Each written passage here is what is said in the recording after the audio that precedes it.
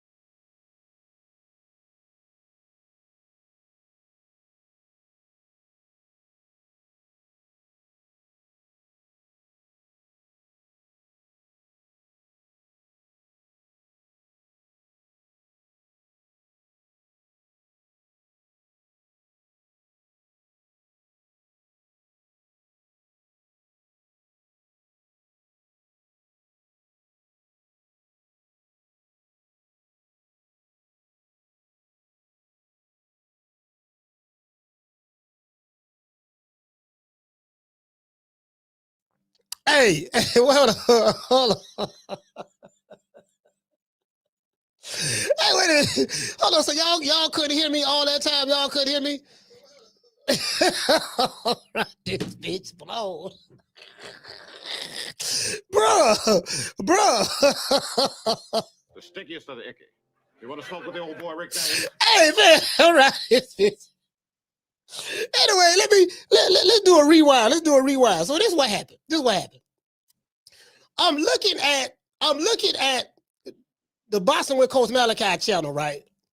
And I'm wondering why the live is not showing. I just see the thumbnail, but I don't see the live. You get what I'm saying? I said, God damn, okay, well, damn, wow. Okay, True Media Podcast Live is on. What's going on with Boxing with Coach Malachi? While at the same time, y'all can't hear nothing I'm saying. So I have two problems going on.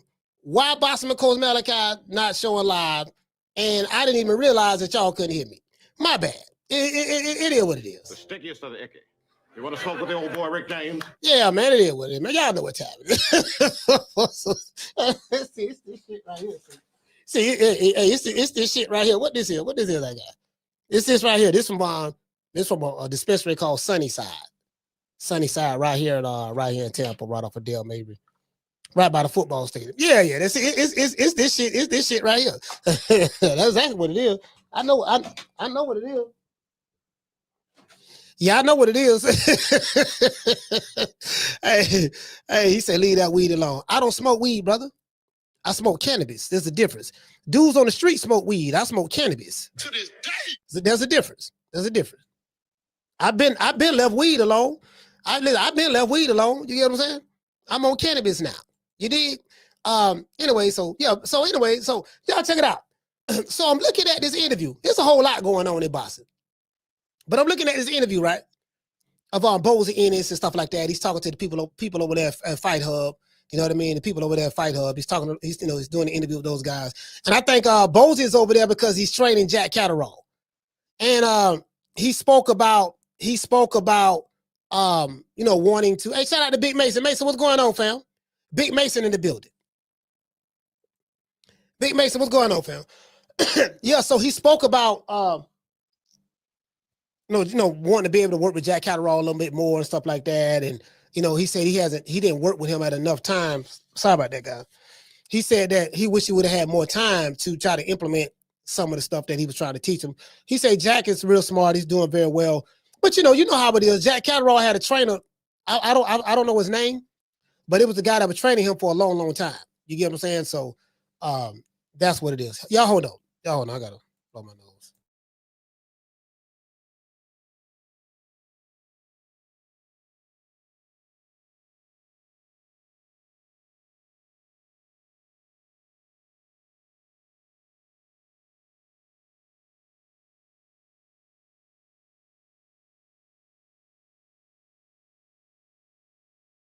All right, I'm back. Yeah, so he said he had a there was a trainer. I don't know the name of him. The guy that he's been training with for a long time. So Bozy was talking about how sometimes you get a guy who's been training a certain way for so many years, it's kind of hard to learn certain like new things and stuff like that. But it depends on what type of fighter you are. Because some fighters they can switch up. You got fighters like a Floyd Mayweather. He can switch it at any given time. You got fighters like a Terence Crawford. He can switch it at any given time. Whatever style he needs to do, whatever style it takes to win the fight, he's gonna be able to do it. Fighters like a Pernell Whitaker. Fighters like a Sugar Ray Robinson. Ray Robinson, all jokes aside, Mama Holyfield talk about the 5 styles of boxing. But it's funny, but it's kind of true at the same time. It's just that it's funny because Mama Holyfield is saying it, but somebody like a Ray Robinson, they knew how to fight. Ray Robinson knew how to fight in multiple styles. He could beat you on the inside. He could beat you on the outside. He could beat you mid-range.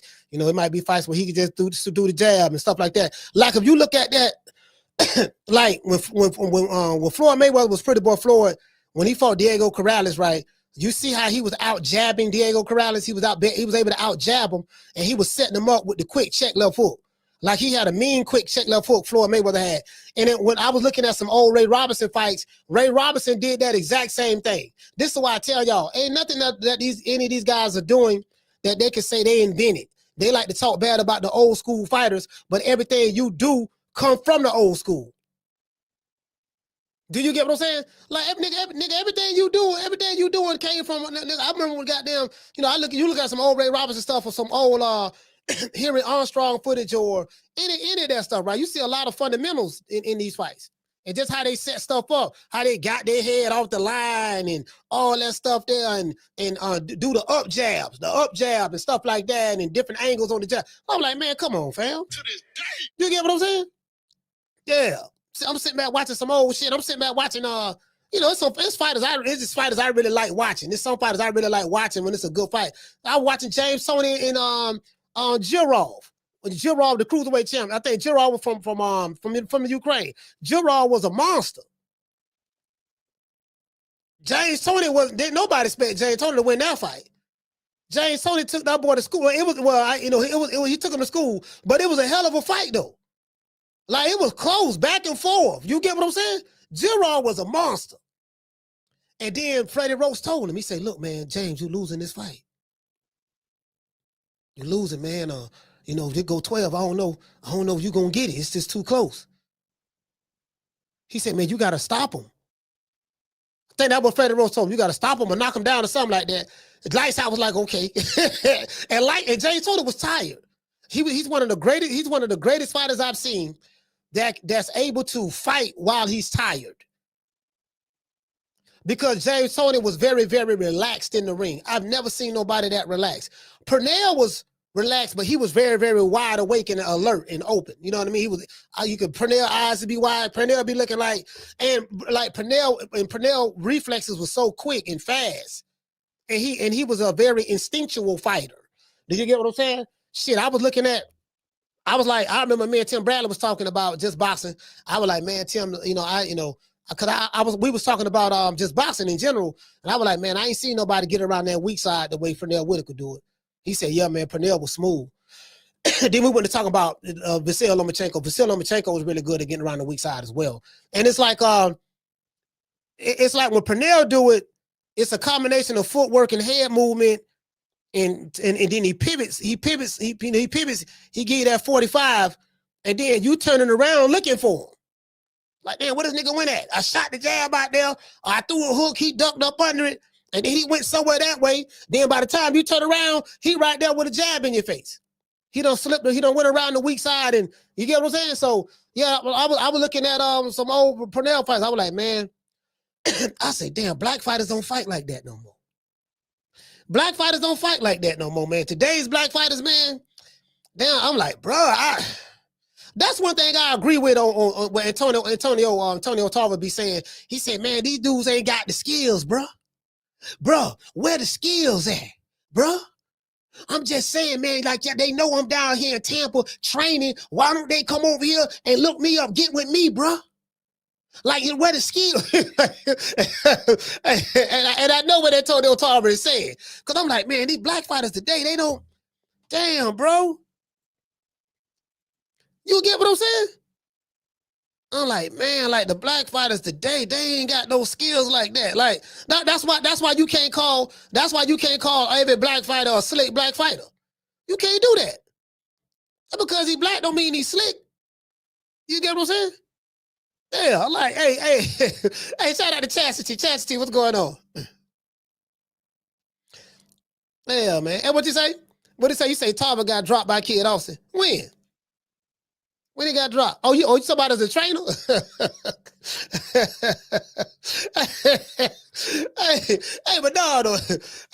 But listen, yeah, like you don't see that. Like the closest thing that I see to a black fighter being calm in a fight, not from a stylistic standpoint, in today's time, Cool Boy Stealth. That boy out of Philly, Cool Boy Stealth. Cool Boy, one of my favorite fighters. I love that nigga, man. Cool Boy Stealth now. You know what I mean? Cool Boy Stealth, Gary Russell Jr. I'm talking about, man, real smooth. Great footwork. Gary Russell Jr., bro, like, I'm talking about can box. You know? He don't fight enough, but can box. Great footwork, smooth in there.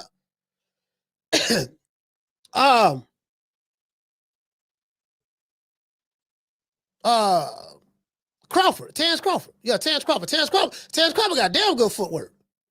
We saw that when he fought Canelo and Madrimal, and even Madrimal, when he had to dig deep in them championship rounds. We saw that then, like he was really, really, like, footwork is everything, bro. Footwork, man, shit. You ain't got no footwork. A fighter who don't have footwork, worst nightmare fight is a fighter that have footwork. I can't hit this motherfucker. He right here, but every time I swing, I'm missing him by inches. The timing off. Like I'm almost there, but he countering me and walking me into this. And you get what I'm saying? Man, shit. Yeah, man. Yeah, for sure. Anyway, hey, check this out.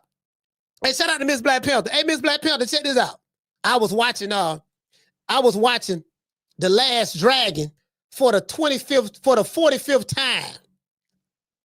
So if y'all want to laugh, smoke some, get some cannabis and watch the movie, a movie called The Last Dragon. It came out in 1985, right?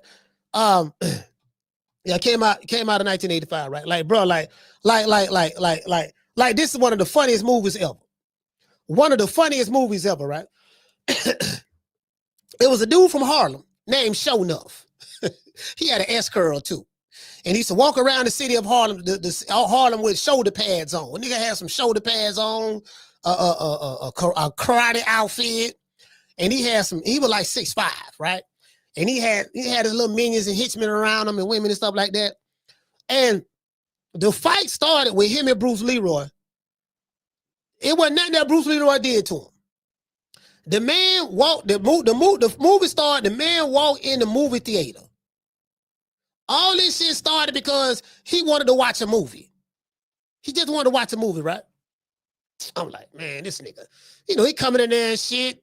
He got to make this grand entrance about, am I the meanest? Am I, show enough? Am I the prettiest? Show enough? Am I the toughest mofo low down around this town and all that stuff there? And then, they keep saying his name and all that stuff there. And then he's saying he the Shogun and the best of Harlem. That's it. That's it. His whole thing, I'm the best. Ain't no nigga in the city better than me. What's happening? Anybody that's better than me got to see me. I'm going somewhere with this. So they looking for seats. So he got one of his goons. I think what the motherfucking name Beast. He say, Beast, find me some seats. Okay, so Beast going around kicking motherfuckers out their seats that pay, you know what I mean? So him and his homeboys can show enough can sit down and they can watch the movie together. There's this little kid in the movie. He got to be about 11 years old. He said something about you ain't so bad or you ain't so bad or something like that. So sure enough, saw who it was. He grabbed the kid and picked him up in the air. The kid about 11 years old. He jacked the kid up, and then he say like, who's better than the Shogun? And then he pointed to Bruce Leroy.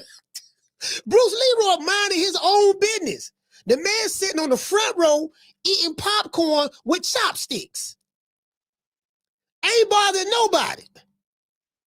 But it was the mere fact that the 11-year-old kid told Shonuff, who is the baddest mofo in Harlem, that there was another nigga badder than him in his city. That's all it took. Listen, that's all it took. And he wanted to fight.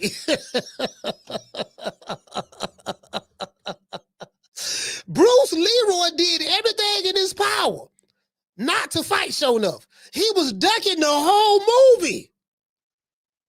The man was ducking the whole movie. Shonuff just wanted to fade.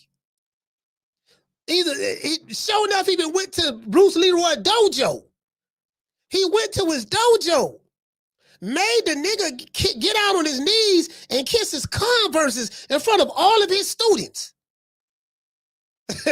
Like, hey, hell, what does that got to do with boxing? Everything. True. What does that have to do with boxing? Everything. I'm finna tie the boxing right now.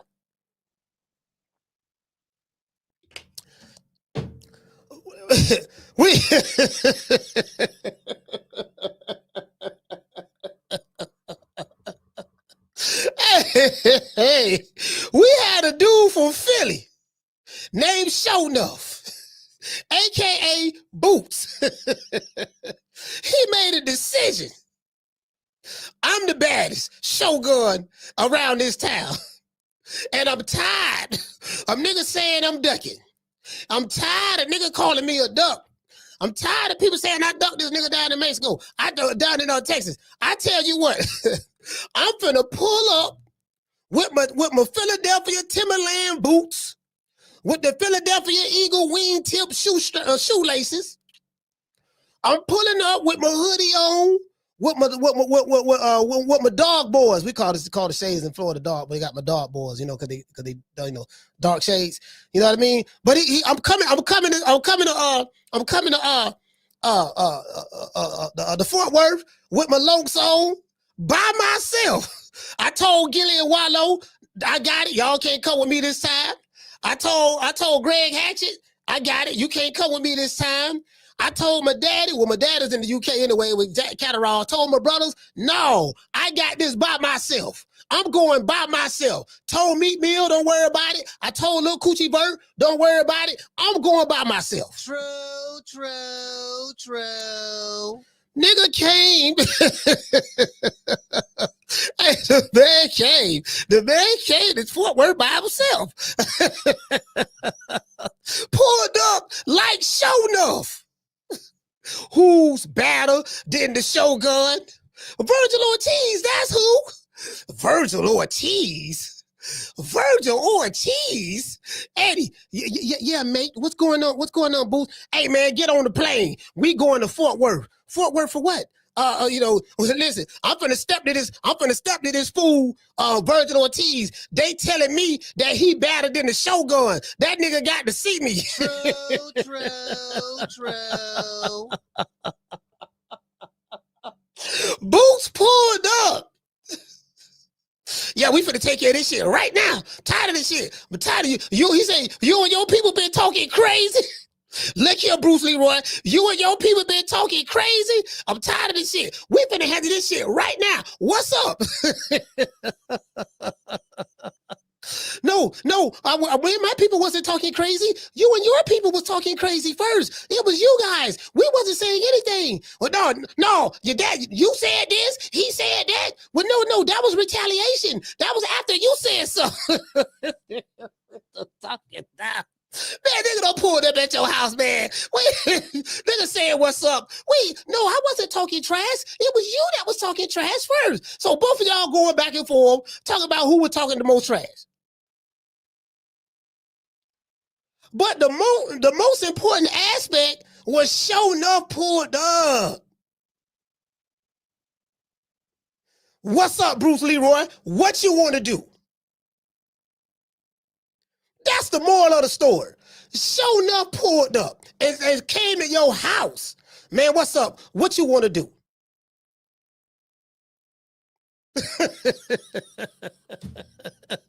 I mean, say what you want to say. Say what you want to say. At that moment in time, bro, I couldn't even walk around my city no more. I like, man, nigga don't came here from out of town, dog, looking for you and shit. Nigga had don't check you in our city. He ain't even from it. He had don't check you in our city, dog. How you gonna be able to walk around this motherfucker? I can't walk around my homeboys like that no more. I can't even walk around them. Yeah, man, this nigga, man, shit, man. You know what I mean? Yeah, man. We heard it. We heard you let some fool come down here and just check you. You ain't do nothing. You ain't do nothing. You want to talk about. You want to see fight somebody else this now? Oh man, Lord have mercy. Anyway, but that entire movie was all about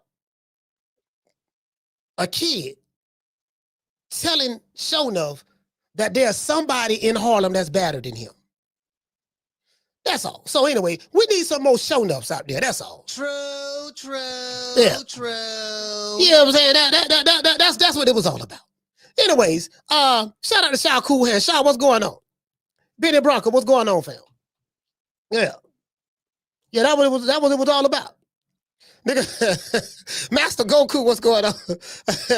He said, no, coach. Boots pulled up like Clubber Lane. Yeah, Clubber Lane too. Clubber Lane as well. Clubber Lane as well. You get what I'm saying? Like he did that. Now, I am the #1 contender. I'm tired of James the Poodle, Grim Reaper, whatever you want to call himself, ducking me. All right, I'm tired of man driving around town in 8 Rolls Royces. He ain't fought nobody. I'm still in a broham. Hey, listen, look here. Brian Norman Jr. is in a broham. Devin Haney, Debo Dale is driving around town in 8 Rolls Royces. I'm gonna say this again. And y'all pick up what I'm putting down. Brian Norman Jr. is driving around the city in a broham. Debo Dale is driving around the city, you know what I mean, in 8 Rolls Royces. You dig? True. Yeah. True. Yeah. I'm telling you right now, boy. And listen, that broham, boy, if you know anything about a broham, talking about the engine, the oil just got changed on it, the engine good, brand new transmission. You get what I'm saying? We talking about 1970, you know what I mean? 70 something, it's Broham or whatever. I'm talking about everything running good, dog. Everything running good. It look kind of old and outdated. Look kind of old, you know what I mean? We talking about 2000 something, you know what I mean? But I'm saying, yeah. I'm talking about the old school Broham. The metal with the steel, the metal car. We talking about one of them. You get what I'm saying? That's what we talking about, one of them. You did? Anyway, hold on, let's go ahead and read this open the monologue.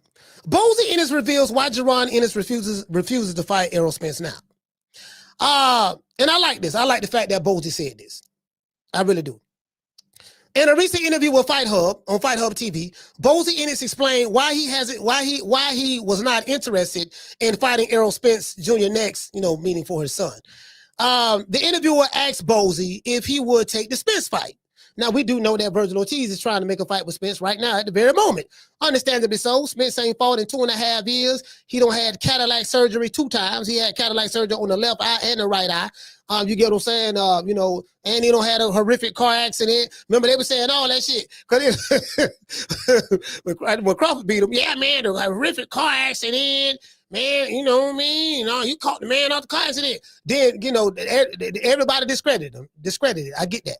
But then if Virgil Ortiz fight him, and if he were to win, the very same people who discredited the boy from Omaha, they're gonna be praising Virgil Ortiz. Man, he beat Spence. They're gonna forget about the car accident. He don't had 2 cataract surgeries this time, because after the Crawford fight, he had to have cataract surgery. Remember, after that fight, he activated the rematch clause. So by him activating the rematch clause, he had to fight Spence. And, they were trying to find a date. Spence was trying to find a date, whatever. They stretched it out all the way to 6 months. And then in the process, he got stripped of the IBF belt because of boots. You get what I'm saying? Because boots was Errol Spence's mandatory. He inherited it. You know what I mean? And then, Bozy said, look, we're going to get that belt. They put in the paperwork to get the belt. Crawford wasn't going to fight him. Couldn't fight him any goddamn ways because he got a contract to fight doggone Errol Spence. Everybody knew that. And then I think probably like January 2024, something of that sort, Spence came out and said that he needed to have cataract surgery on the other eye.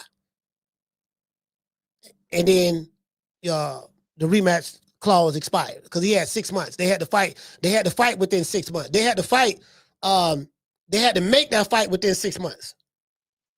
And that's what happened with that. So anyway, so there's gonna be 2 cataract surgeries. Now I'm hearing that what's my main man name? Roy Jones Jr. is going down to Florida. He's going to Texas, going to Dallas, and he want to try to train. Yeah, I want to work with him a little bit, see what he got. I say, man, goddamn. True. Hey, look here, check this out. Check this out. I like Roy Jones as an old school fighter. My favorite fighter growing up in the 90s out of Florida. One of them, of course, was Mike Tyson, Roy Jones. It was Roy. It was Roy. It was Mike and Roy. It was Mike and Roy, right? Everybody in Florida love Roy. I want to keep my memories there. Not the one that started getting knocked out after and all that stuff there. But as a trainer, dog, man, look. Hey, as a trainer, fam. As a trainer, like Roy Jones as a trainer, oh my God, man, Roy like 0-15, like or something like that.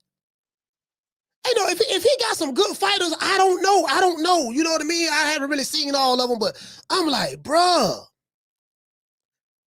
like Roy. This ain't good. Listen. This ain't good. Roy, you know what I mean? Cause I want to be happy. Yeah, man. I like the fact that, Roy want to go check on Errol and make sure he good. I like that. But then Roy as a trainer, like, fam, if Spence take any advice from Roy Jones, man, he's for sure getting knocked out his next fight. True. This ain't no shade to Roy. I fucks with Roy. I met the brother. You know what I mean? Met him in Vegas. You know what I mean? But God damn, come on. No, met him in Vegas. Met him in Pro Box. That's when I first met him in Pro Box. But I'm like, man, come on, man. God Damn, not Roy. No. Just go there and check on him. Just go there and check on him. Yeah, you know, I'm just saying, I'm not saying I want to be a trainer, but if I can be his trainer, that'd be good too. Roy, we don't need you to be Roy, we don't need you to be Errol Spence's trainer. We don't need that. We don't need that. We just want to look at the highlights. We like to hear you talk. You and Andre Ward. You know what I mean? You know what he say? What he say? He say. You know what I'm saying? Understand what I'm saying? What he say? Understand what I'm saying? What he say? What did he say all the time? Hey, what brother be saying all the time? Right? We like that. We like that. We don't need you training the big fish. Hell no. No, he can do shit. He better. Hey, shout out to Rick. Rick, what's going on, fam? Yeah, we don't need Roy. Hey, Rick, we filed on the petition. We do not need Roy to go to Dallas to train doggone Errol. We don't need Roy. Nah. Yeah, you ain't you train. And listen, nah, man, nah. You know what? You know who? I don't know. I was gonna say Bomac. I was like, I wouldn't mind Bomac training goddamn Errol Spence, but I don't know. Yeah, I wouldn't mind Bomac. I damn so wouldn't mind Bomac training them. Like, they big fan. They're like, they really, really big fans of Errol Spence. And I even heard them talk about that. At one point in time. Like, man, you know what I mean? They huge fans of Errol Spence. Bomac, he like, for real, he's a huge fan of Errol Spence. Crawford, Coach Red said that was his favorite fighter next to Bud.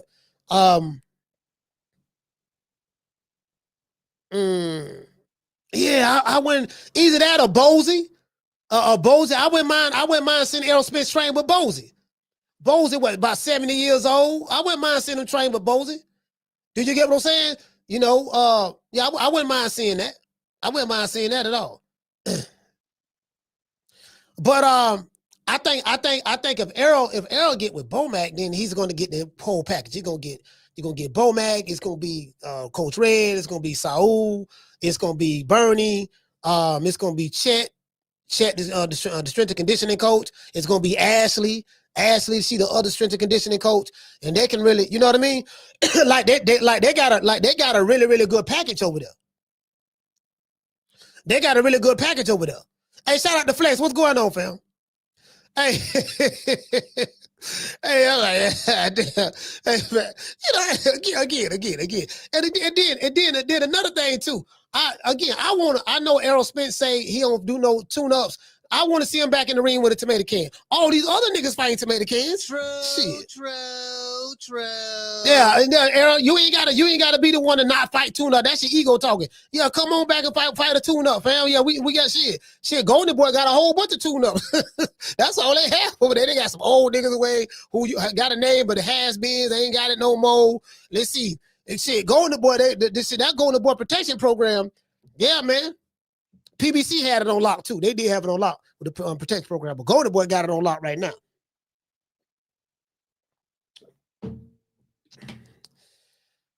Yeah, man. Hello, David say, what about Bill Haney or Brian Norman Sr.?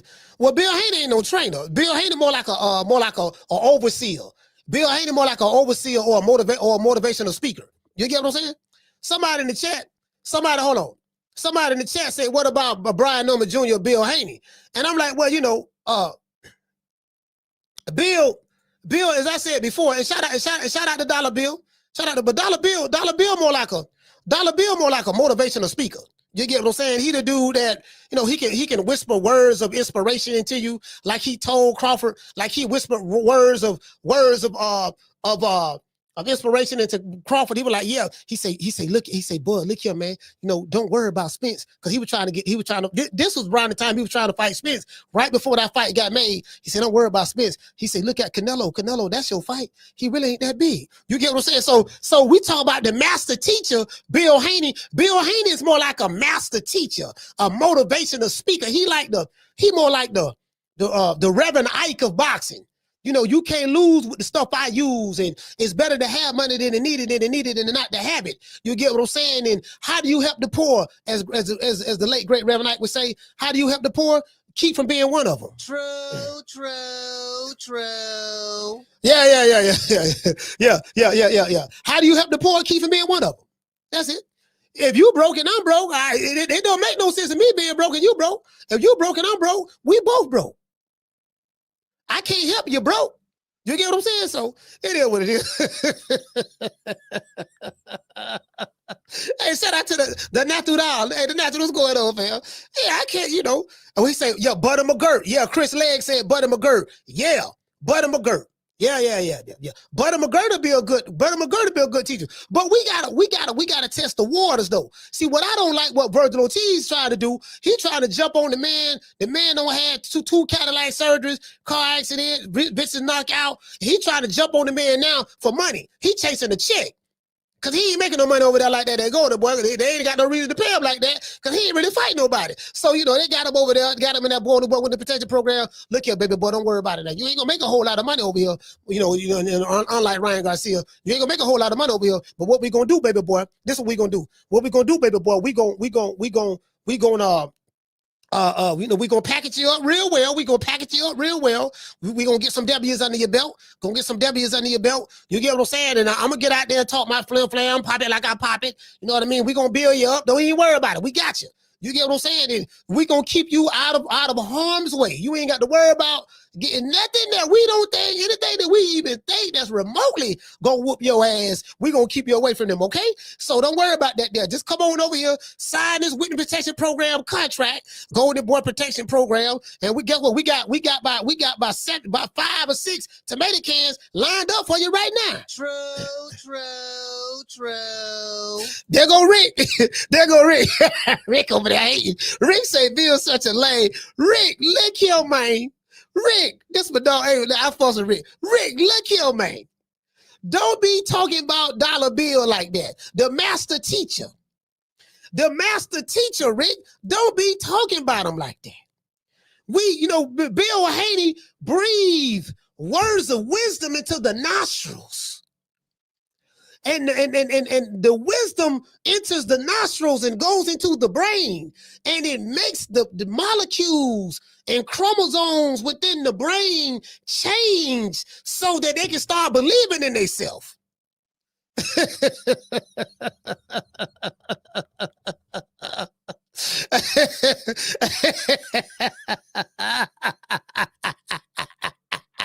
Hey,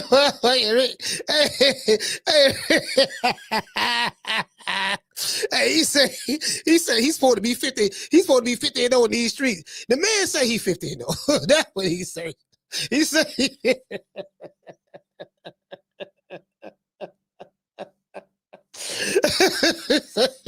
In the street. That is true. Now he did say that. Hey, shout out to Falcon Media. Hey, okay. Dropping that quote over. Bam, W boy. Hey, Leroy. Super chat received. Playtime's over, boy. He say Spence still a tougher test than Ennis' last opponent. He fought Lima Beans and got gassed up. No pun intended. Yeah, you know what? I wouldn't mind seeing Spence since you brought up Lima Bean, Falcon. I wouldn't mind see Spence fight Lima Bean. Yeah. If he can't be Lima Bean, then yeah, dog. Like matter of fact, we finna put you in there with Lima Bean and we'll see where you at. If he can't get in there, if he can't beat Lima Bean, then we know like Lima Bean to be a good fight to test Spence out. We got one for you. We got Lima Bean right here. We're gonna bring him to Dallas. We're gonna bring him to Dallas, get the boys all happy. Everybody gonna be happy in Dallas, doing the do-si-do and all that. They're gonna be doing that. You know, a lot of country niggas in Dallas. They're gonna be doing that, doing the do-si-do and all that. Happy and shit. We gonna get Lima Bean, put Spence in there with Lima Bean, and watch him say, okay, now we gotta make sure now. All right, Spence, now. It's Lima Bean. Now Boots on soften them up for you already.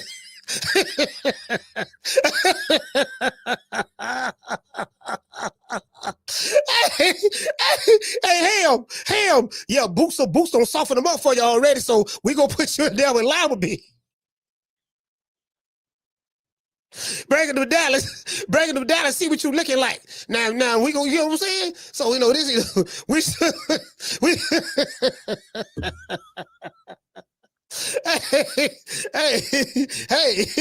Hey, Boots don't soften them up already. So what we gonna do now? We gotta throw Lima Beam in there. So you should be able to get him out of there. You know what I mean? At least by 3 rounds, because you ain't fought about 2.5 years. So you should be able to get him out of there. Get in there with Lima Beam. If you whoop Lima Beam, you put a good whooping on him, then we'll know who we should put you in the ring with after that.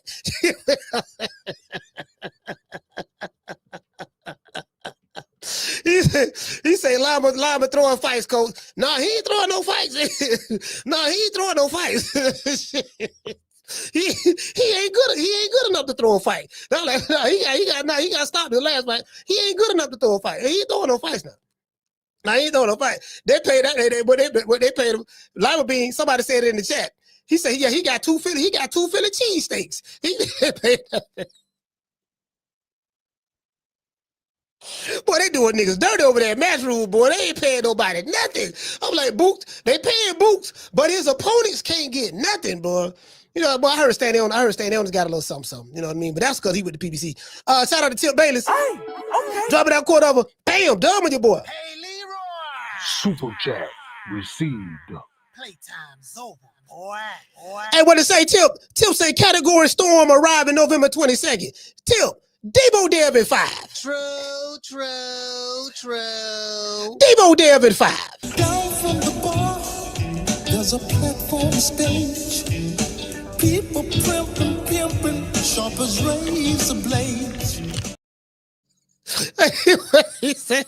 Hold on, what he said?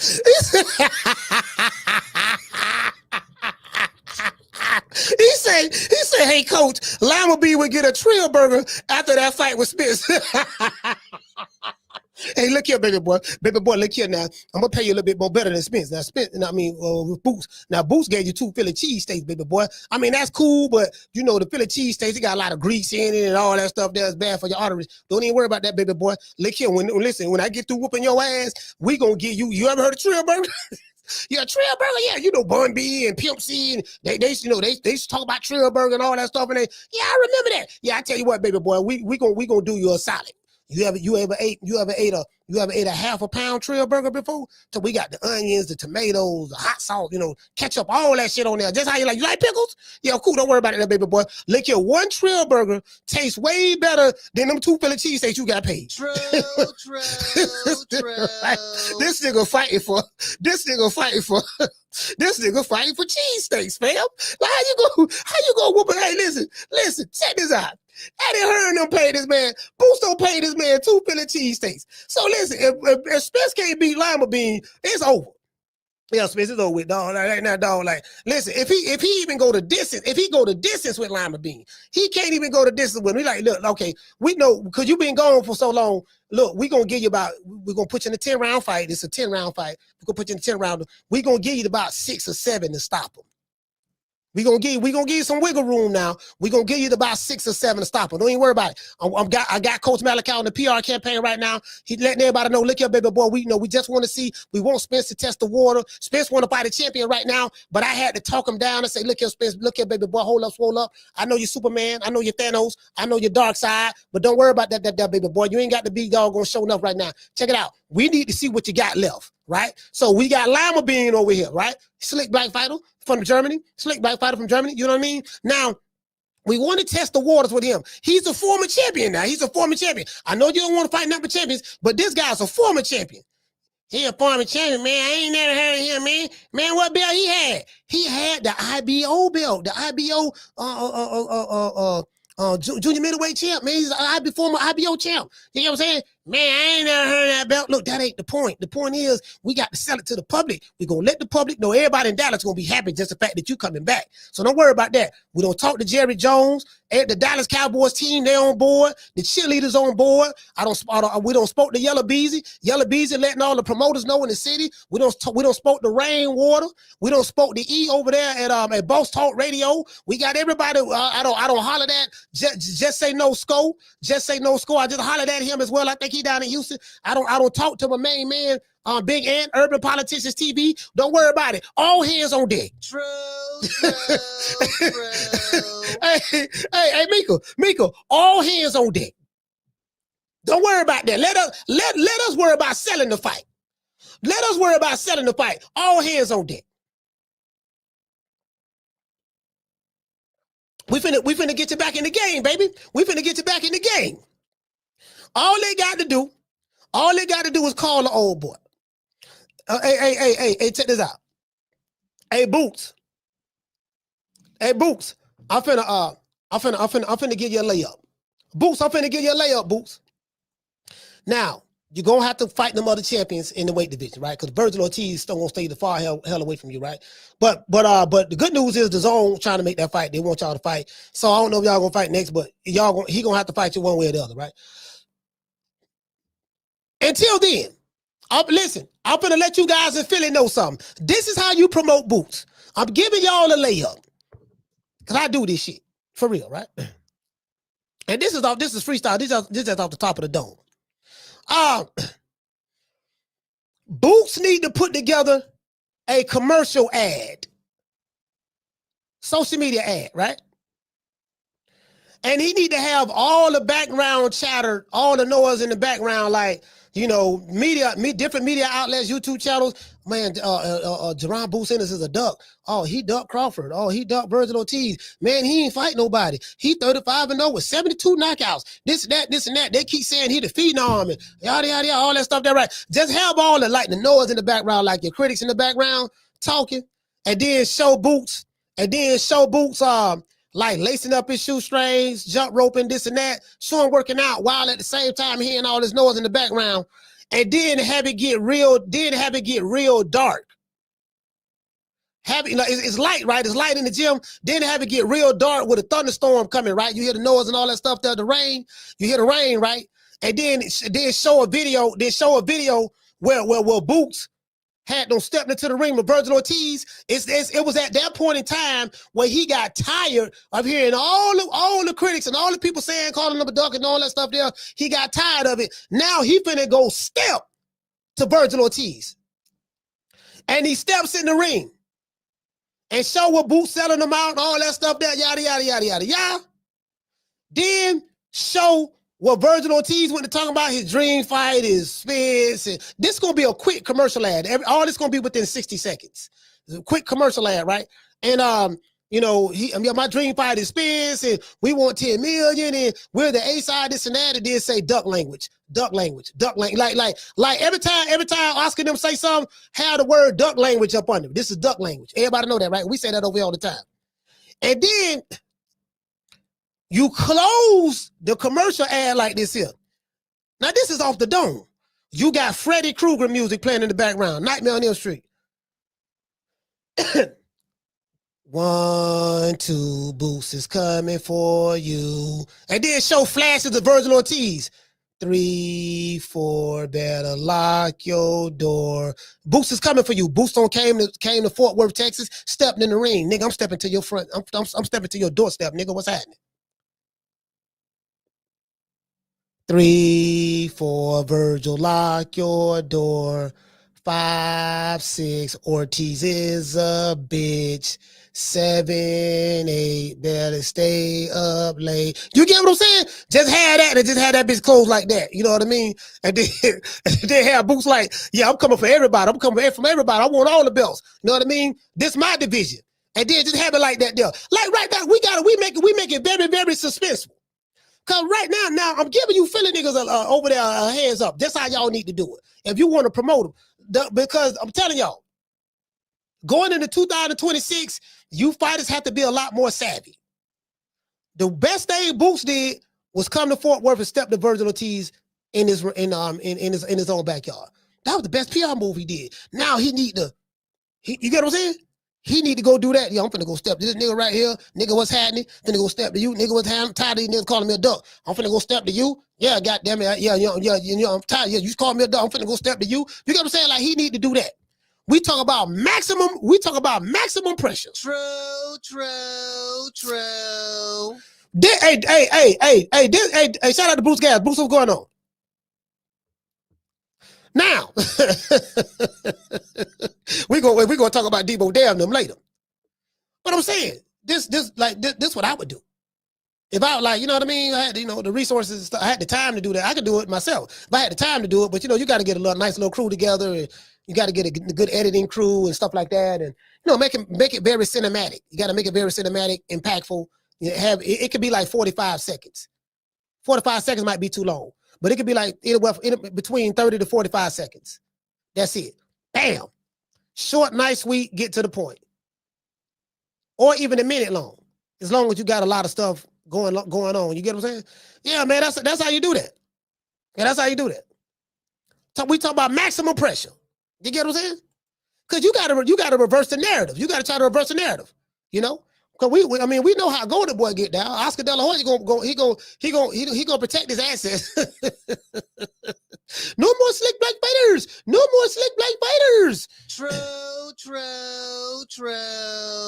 You know, That's wrong, isn't it? That's wrong. He did nothing to you. Hey, shout out to Sonny Augustine. Salute, fam. Hey, shout out to Sonny Augustine. Yeah, man, but we gotta find out what Errol Spence got. You know what I mean? Before we do anything, right? But as I said before, Bozy replied by saying this. He said, I don't want Jaron Ennis to take the Spence fight, to even attempt to fight Errol Spence. He said, why would I go after Spence? He said, Spence hasn't fought in almost 3 years. Why would you do that? Does that make sense to you? End quote. This is what Bozy Ennis said. Now, that make a whole lot of sense. Now Bozy is saying, look, Boots don't want to fight that man like that under these circumstances. Virgil Ortiz ain't got no problem fighting them under them circumstances. We gotta try to get him back in the ring and say, I'm tired of this shit. Nigga don't step to me. The puto don't step to me. He came to my city. I say in front of my poppy, in front of my pops and everybody, my wife and everybody. And the man called me out he was by himself. The puto was by himself. You get what I'm saying? We wanted to jump him, but we couldn't. You know, it'll make it look bad. The optics, it was the optics. You know, so you know, we gotta find one that we can beat up on. Wait a minute, Errol Spence is here. Yeah, my dream fight is Spence. They're saying, I know you talking about the dream fight Spence. I'm like, man, they trying to get this man. Come on, fam. True. Man, my nigga. You know, Oscar and his trainer probably telling him, yo, look here, man. Ooh, I'm so happy that Timothy Bear dropped that video, letting us know that, look, man, that Boots got to earn the right to fight Virgil Ortiz. You got to earn it. No, he got to earn it. See, you just can't walk up to a dude who ain't never won a title before in his life, who ain't no draw. You just can't walk up to us and think you just gonna get a fight with us like that. You got to own it.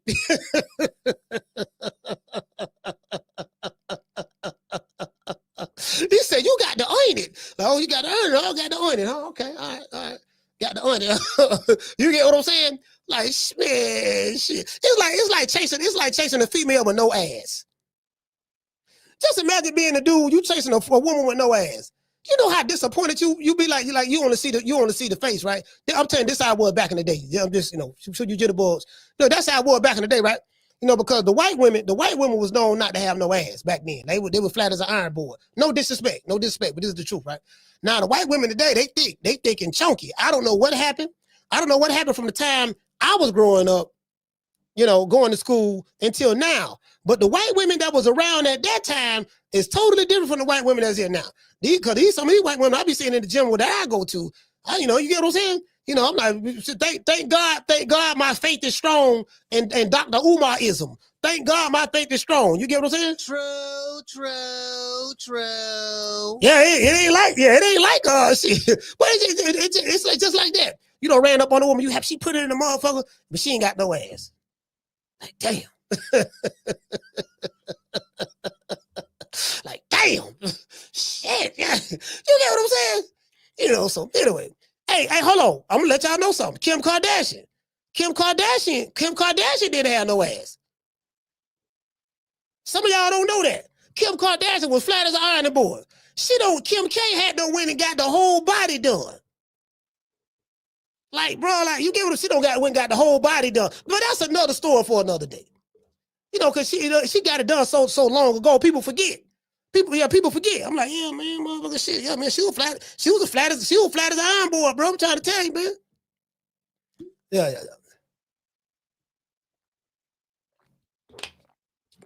Hey, Bruce Gas say she got supersized.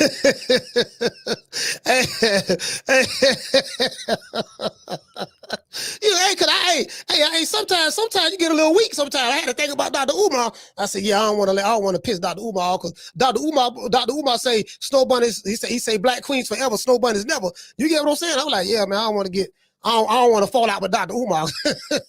You get what I'm saying? I don't want to fall out with him. So anyway. But Bozy replied by saying this. He said, no, he do not want to take the Spence fight. As I said before, why would you do that, right? This is what I was talking about yesterday on the show as it relates to Virgil Ortiz's team wanting to fight an inactive Errol Spence, a guy who's coming off of a knockout loss to Terence Crawford, a car accident, and he don't have 2 eye surgeries. You got to factor all of that in. You get what I'm saying? Because y'all showed up said it. Y'all showed up said it when he lost. Yeah, man, that shit don't count, dog. The man was on sneaky snack.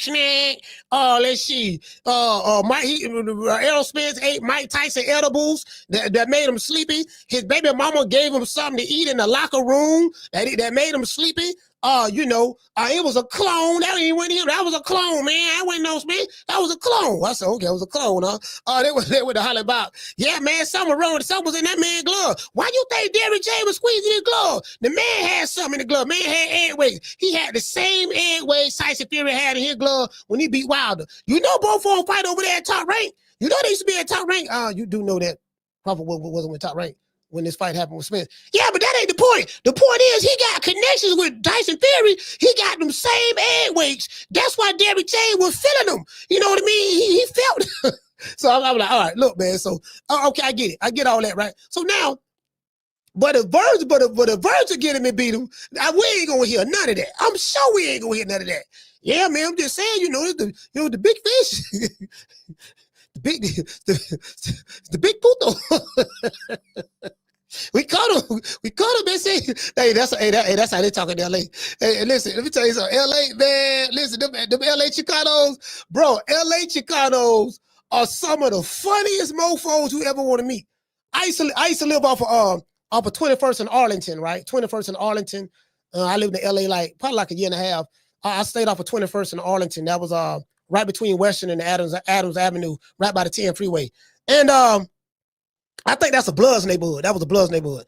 And my family, they were the only Crips. They were the only Crips on that corner, on that street, right there on 21st and 21st Street. And then Marvin Gaye, the late great R&B singer Marvin Gaye, he lived right around the corner. His house where he got killed at was right around the corner. Like that. So for anybody who live in LA, you know, if you know that area, you know what I'm talking about. So yeah, so listen, them goddamn Chicanos in LA, bro.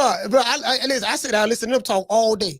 Cause they laughing at me. They laughing at me because they say I talk country, and I'm laughing at them because it's the way they, bro. Like it's like they harmonize. That shit funny to the motherfucker. I say, man, I'm just saying, Holmes. You know what I'm saying? That's it. You know, like, hey, we got that Chicanos in LA. Them the funniest motherfuckers. I'm trying to tell you, bro. They funny, bro. Just hearing them talk. I'm telling you, Puto, you gonna get fucked up. Hey, shout out to what my main man name is. What my main man name is? Hold on. What is? Shout out to Baby Joker. That's wrong, that's wrong. He did nothing to you. Shout out to Baby Joker. I had so much fun out in LA, bro. I was broke too. I was broke at that time, though. I was broke. I was struggling like a motherfucker too, fam.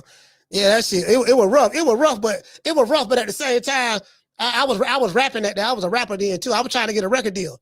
That, I didn't even tell y'all that story there.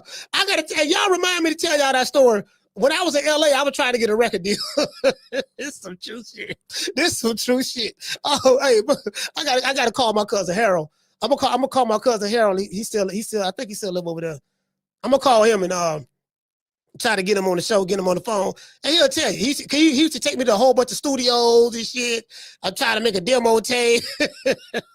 Bro, I'm dead ass serious, dog. Anyway, but back to what I was saying, though, right? Virgil Ortiz, he pretty much need to fight Spence because Spence is the biggest star pretty much in the state of Texas, and this is why he want to fight him. But I am glad that the zone is standing on business. I do like the fact that Bozy Ennis. Bozy pretty much saying, look, man, I ain't finna, we ain't finna fight that dude, man, Spence like that, So let me go ahead and play the video so you guys can hear it. Let's give everybody in the chat a round of applause. Today's show is sponsored by my sponsor, Foster's Barbershop. If you're in the city of Tampa, download the app Booksy. That's BOOKSY. Foster is located at 1923 West Main Street, West Tampa, Florida. 33607. Let them know that Coach Malachi sent you. You will receive a 10% discount. This is a high-end barbershop, so I just want to let you know that. Let's give everybody a round of applause. Yeah.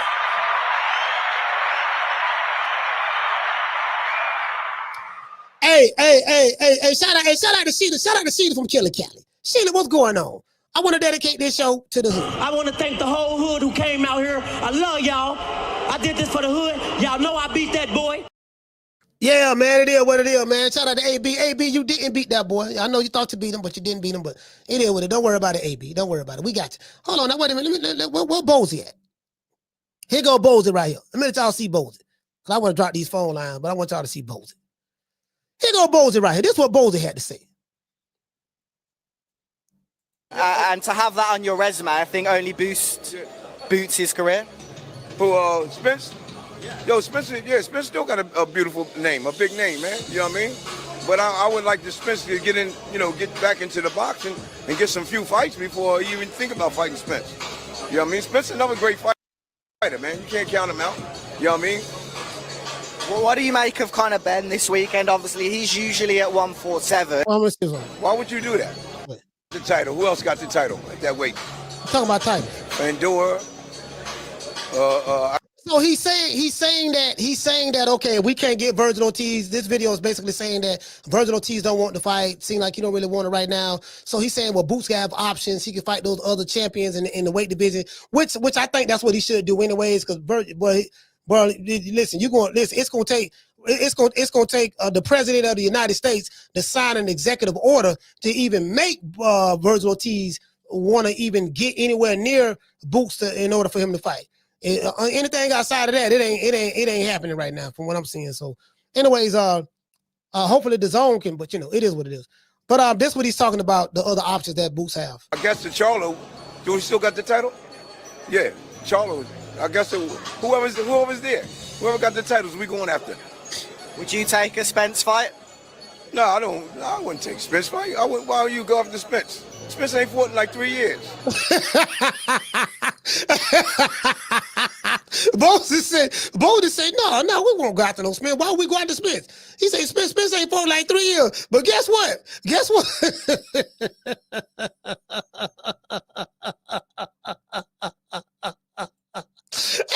Bozy say, no, I don't want the Spence fight. The man ain't fought like 3 years, fam.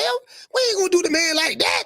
At least let the man, you get what I'm saying? Put him in there with Lima Bean. Say, look, we got the perfect opponent for him. We got Lima Bean over here, baby boy. We got him nice and tenderized for you. Boost on tenderize him for you. Look here, we gonna get him down there at Dallas Stadium. Talk to Jerry Jones, let him know. We gonna hype him up. We as I said before in the beginning of the program. Look, we got Coach Malachi on the job. We don't spoke to Coach Malachi. We don't spoke to all of the big bloggers in the hip hop and everything. Just Say No Skull. We don't spoke to the E from the Boss Talk Radio podcast. We don't spoke to doggone Rainwater. We don't spoke to what the dude name Say Cheese TV. We don't spoke to them. We don't spoke to the main man down in Houston, H-Town, Big Ant. Urban politicians. So we got everybody on deck that's hyping it up. Don't worry about that. We're going to put him in there with Lima Bean. If he can, see how he look against Lima Bean, right? Virgil Ortiz, like, no, we want to fight him right now. True. No, we don't want to catch him. Want to catch him fresh. Want to catch him fresh. That's it.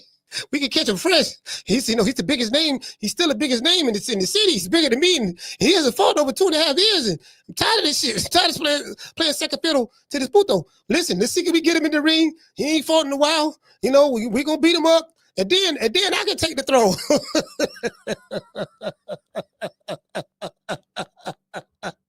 Hey, that is shit. They got it all planned out. Yes, he did. I can take the throne. See, I can take the throne, and then. And then we let Oscar do his thing. Then Oscar be like, I'm excited. Did you see that fight with Vergil Ortiz and Errol Spence? Oh yeah, Spence. Spence is a warrior. He's a warrior. He has a great Jamaican bloodline. Just like what's the guy name? Julian Jackson, he has a great Jamaican bloodline. Yes, you know what I mean? You know, Virgil did a great job. Now, there's no doubt that Virgil is the number one 154 pounder in the world. There's no doubt about that, SA. You know what I mean? Now, we're going to see what Jaron Ennis does. I'll talk about it on Clapback Thursday next week. You get what I'm saying? True. Yeah, I got to hear all that shit. True. Yeah, I got to hear all that shit. Bozy like, nah, we don't want to do that. Bozy like, nah, we don't want to do that, fam. Why would you do that? Is he still a credible name, a big name? And to have that on your resume, I think only boosts his career. For Spence? Yo, Spence still got a beautiful name, a big name, man. You know what I mean? But I would like to Spence to get in, get back into the boxing and get some few fights before you even think about fighting Spence. You know what I mean? Spence is another great fighter, man. You can't count him out. You know what I mean? Well, what do you now Bozy is saying the total opposite of what Virgil Ortiz and his team said. Bozy is saying, look, we want him to get a few more belts on his, for more fights on his belt, so we can, so he can, get back accustomed to it, right? Virgil Ortiz, no, this is the right time.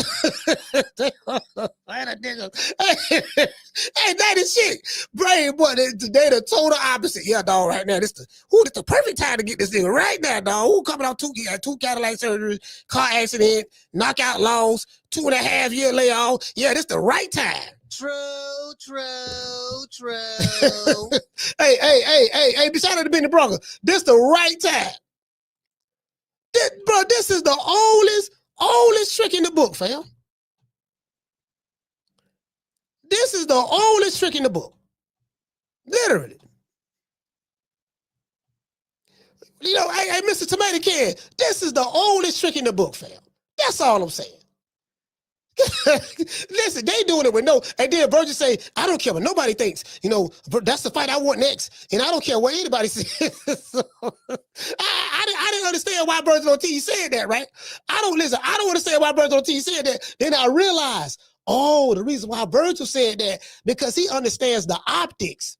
The optics ain't gonna look good. This man coming off 2 Cadillac surgeries, knockout loss, 2.5 year layoff. By the time we get in the ring, it's gonna be 3 years since he last fought, because he probably gonna need about 6 months to get ready for the fight. And when we make it, man, this is a perfect opportunity. He thinking that's what Virgil think about. Yeah, I don't care what they talk about. Yeah, I still want that fight. Damn, but you want this fight under these circumstances? Yes, I want these fight. I want to fight Spence under those circumstances. You get what I'm saying? And we're gonna use him. We're gonna use him to get everybody to come to Dallas Stadium, because we can't fight there ourselves, because we no big enough draw. So we're gonna use his popularity to get us in the door. With Jerry Jones, so we can fight at Dallas Stadium. You know what I'm talking about? Then we can take the African American fans and the Jamaican fans he got, and then the other Mexican fans he got, and then we'll make for his fans our fans, and then we can become the next superstar. True. I say yeah, they got this shit. I'm sitting back with my GED education. I'm sitting back and looking through the camera like this. I'm like, yeah, I see what these motherfuckers think they slick. Boy, this the oldest trick in the book, boy. Boy, this the Lord, boy, I'm trying to tell you, boy, this right here, boy, they ain't got no shame. Bozy like, nah, we won't do that. Bozy like, nah, we won't do that, fam. Why, listen, why would we do that? That's what Bozy saying. Hold on, you know what? I just found something just now. Boy, I just found a Pernell Whitaker video. Sweet Pea. My guy. Boy, I just found the Pernell Whitaker video. Ooh, Lord, hold on.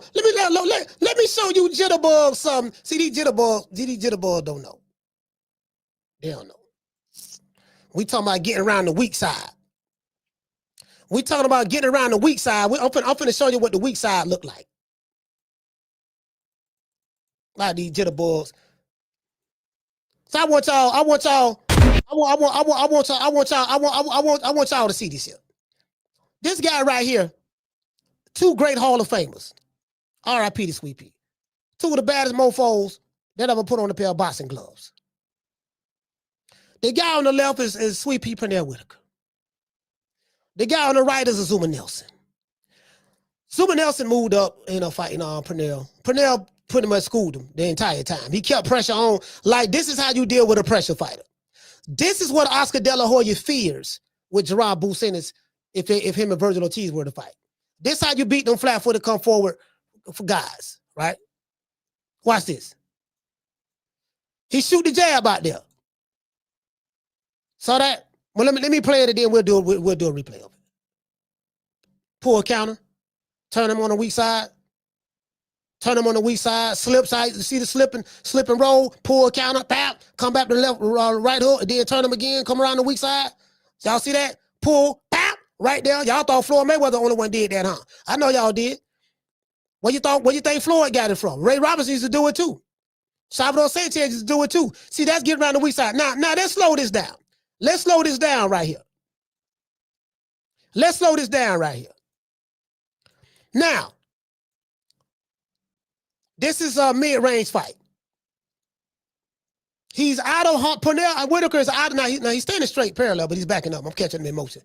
He's out of harm's way from he don't measure the distance already. He know that in order for this guy to hit him, he's going to have to reach. If he reaches, I'm gonna have enough time to get out of the way, get my head off the line, and come back with a counter. So he's setting Azuma Nelson up.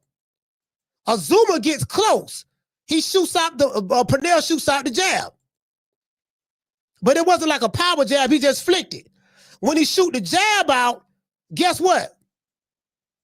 Azuma Nelson gets hit with it a little bit, but he gets his head kind of off the line. And he's throwing the backhand. Pernell see it coming. He slips, get his head off the line. That's also could be called a trap counter as well.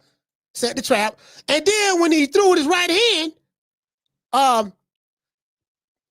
when Azuma Nelson threw the backhand, his power hand, he was out of position. Look at his leg work. Look at his footwork. He was out of position to play defense.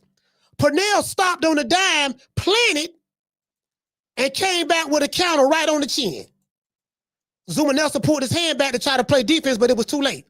And then while he got his head down, look what he do. He come back with a right hook around the guard. Now this is the weak side. He throws the right hook around the lead hand. The weak side, the jab, because this is the orthodox fighter. And then watch what he do with his footwork. He's going to go around and spin him. Spin him, and then he's right there, squared up, ready to be attacked again. This is what Oscar De La Hoya fears with Bozy Ennis. Bud did the same thing to Canelo when he snapped his neck back. Kept his head on the line. When he throw it, slip up under the backhand and come back with the pull counter. And then turn him. Slip, go around. Y'all saw that? Look at that footwork. Look at the upper butt. Slip. Y'all see that? Make him think he got something. He throw the left hook. He saw his feet squared up. He throw the left hook. Pernell get his head off the line, slip, and watch he turn him. Go around, weak side. Step around the weak side. Side turned on the 45. He right there ready to attack. Zuma Nelson looking for him. Reset, do it again. You get what I'm saying? Probing jab, slip, bap, catch him on the chin, right hook, turn him again. That's what you do. That's what you do to them flat-footed fighters. Turn them again. Keep them in the center of the ring all day. Head go, catch him on the chin, right hook, turn him. Go around the weak side. Do-si-do.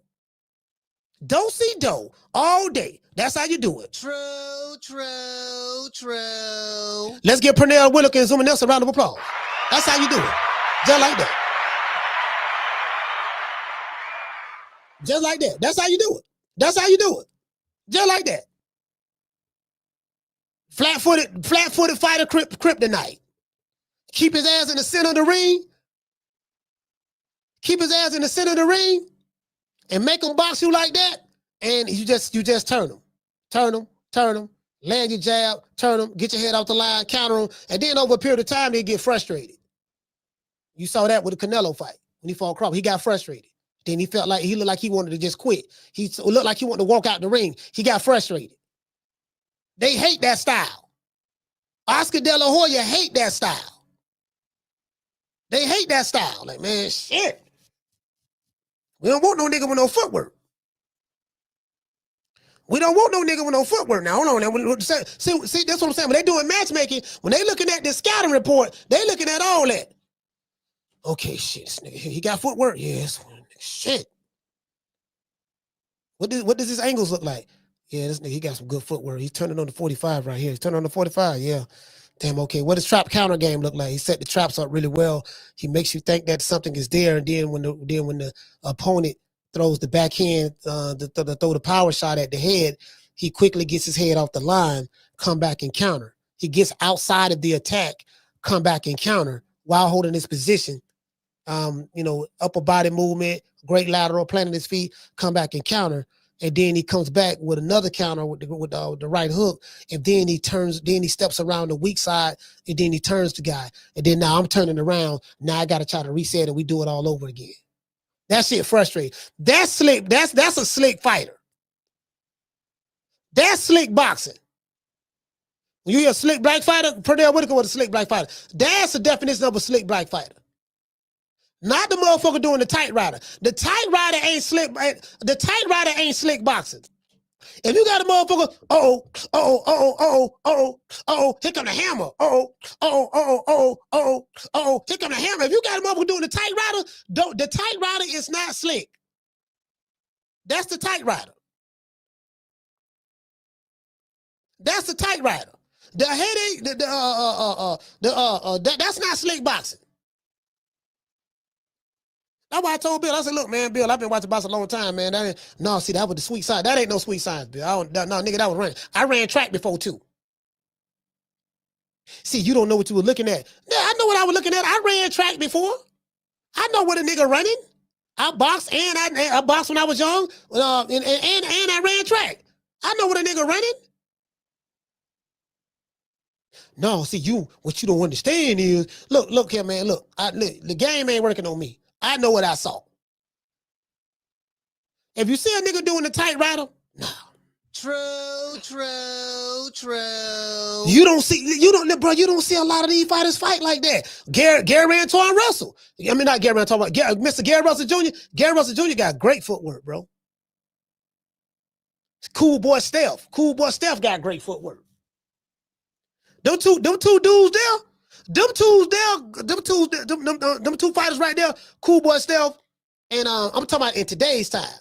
I'm gonna tell you another fighter. He not even black. Have great footwork.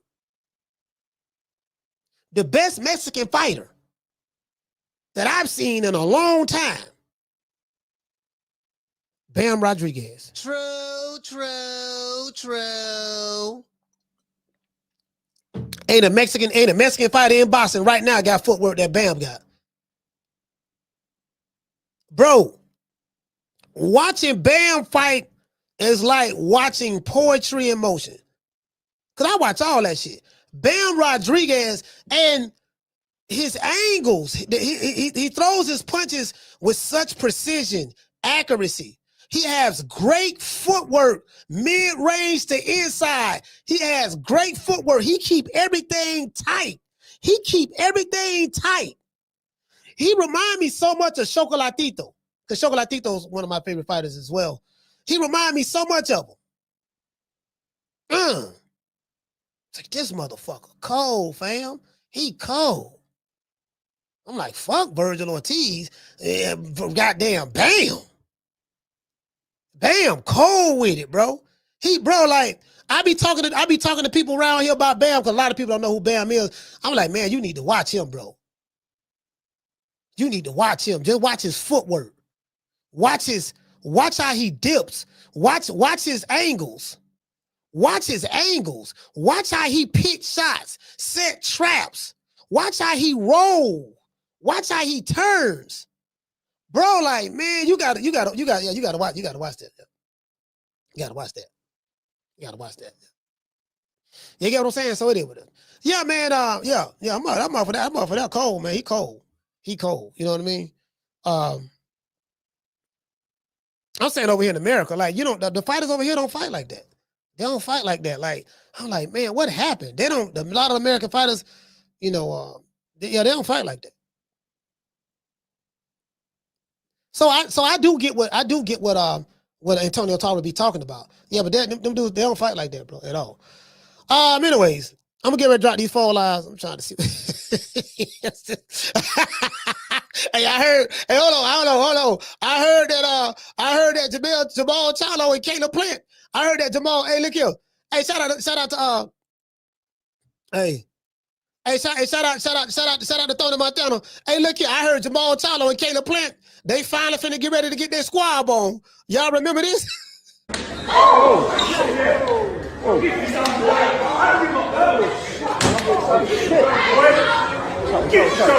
You ever grab me by my motherfucking face like that, boy? Boy, it's the funniest shit. Hey, bro. Boy, this man don't let the whole hood down. He slapped him. Say, oh, shit. He slapped him. And he just sitting there, docile. look like somebody would look like they wanted to jump him. They look like they wanted to jump him, but they stopped. I don't know, they stopped. They just stopped in their tracks. Security sitting there. So he like, I don't give a fuck. So Caleb Plant looking over there at the other dude.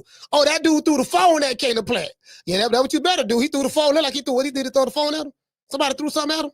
Yeah, dude threw something at him. So like, what's happening?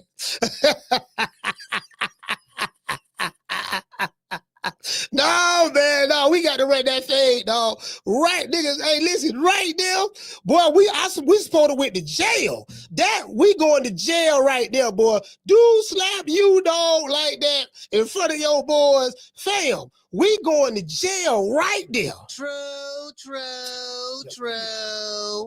You ain't break your neck. You ain't break your neck to go get at him. None of that. I don't care if you pull it on his face. Right? But nigga slap the taste out your mouth, fam. Oh, these fighters just so disappointed. Hold on, somebody just sent me the Two-Tone the Superstar clip. What Two-Tone the Superstar said? What he said? Bruh, Virgil Ortiz ducked Bozy Ennis in no time. It's the perfect time, too. Oh, yeah. It's the perfect time. I'm ready. We're going to get everybody what they're looking for, too. If they like that. Yeah. Let's get that money. A few moments later. It doesn't matter who's next. What? If I had a pick, I'm going to be honest, it would be Spence. That's my dream fight. Oh, child. 3.5 seconds. The hatred. Musty. That's my first time seeing that. Yeah, so listen. So the reason why I showed y'all Sweet Pea Pernell, I'm telling y'all something. I'm giving y'all some insight. When they do matchmaking in boxing, Mr. Tomato Can know this. Mr. Tomato Can know a lot of people. He connected with some key people in boxing as well. Like, we know some of the same people, all jokes aside is. But they look at the match and they're okay. I look at my fighter's strength and weakness. Okay, he's a flat-footed fighter. He needs to control the distance, range, tempo, this and that. And, these type of fighters give him problems. So we need to keep him away from these type of fighters. If there's a fighter that comes up on the list or whatever, a fighter that comes up that stylistically is a threat to your cash cow or your top fighter, you want to keep him far away from him. Because if you keep that motherfucker in the middle of the ring, that's how you beat a pressure fighter. You can walk him in. You can beat a pressure fighter a couple ways. You got to be defensively sound, but you can beat him backing up, walk him in the shots, and you catching him with the cleaner shots. Very seldom to what Tank did with Isak Cruz. Or you can just keep him right down the center of the ring and just back up a little bit. When he throw a shot, slip roll, counter, bap, turn him, and then go back the other way, and rinse and repeat. If you do that again, turn them. But you always want to keep turning them. Even if y'all just so happen to be in the clinch, you want to turn them. You just want to keep turning them. And then once you get a strong dose of that rinse and repeat, then they call that I handicap the fighter. It's like when Devin Haney, fought Regis Prograis. By him being a taller fighter with the longer arm reach, he was able to control the distance and range. He wasn't doing a lot of turning with Regis, but he was able to control the real estate with the jab and the 1-2. And then the Regis tried to rush in there, then Devin would turn or get off the line and turn, and he'll take that half step back, or he'll turn and then come back to the center of the ring and be like, what? There was really no point in time to where he's pressuring the guy to get him on the rope so he can unload on him. That's not Devin Haney's style. Devin Haney's style of fighting is more so, I want to try to box you. Maybe I can walk you into some shots, keep the distance in range. Very defensively sound first.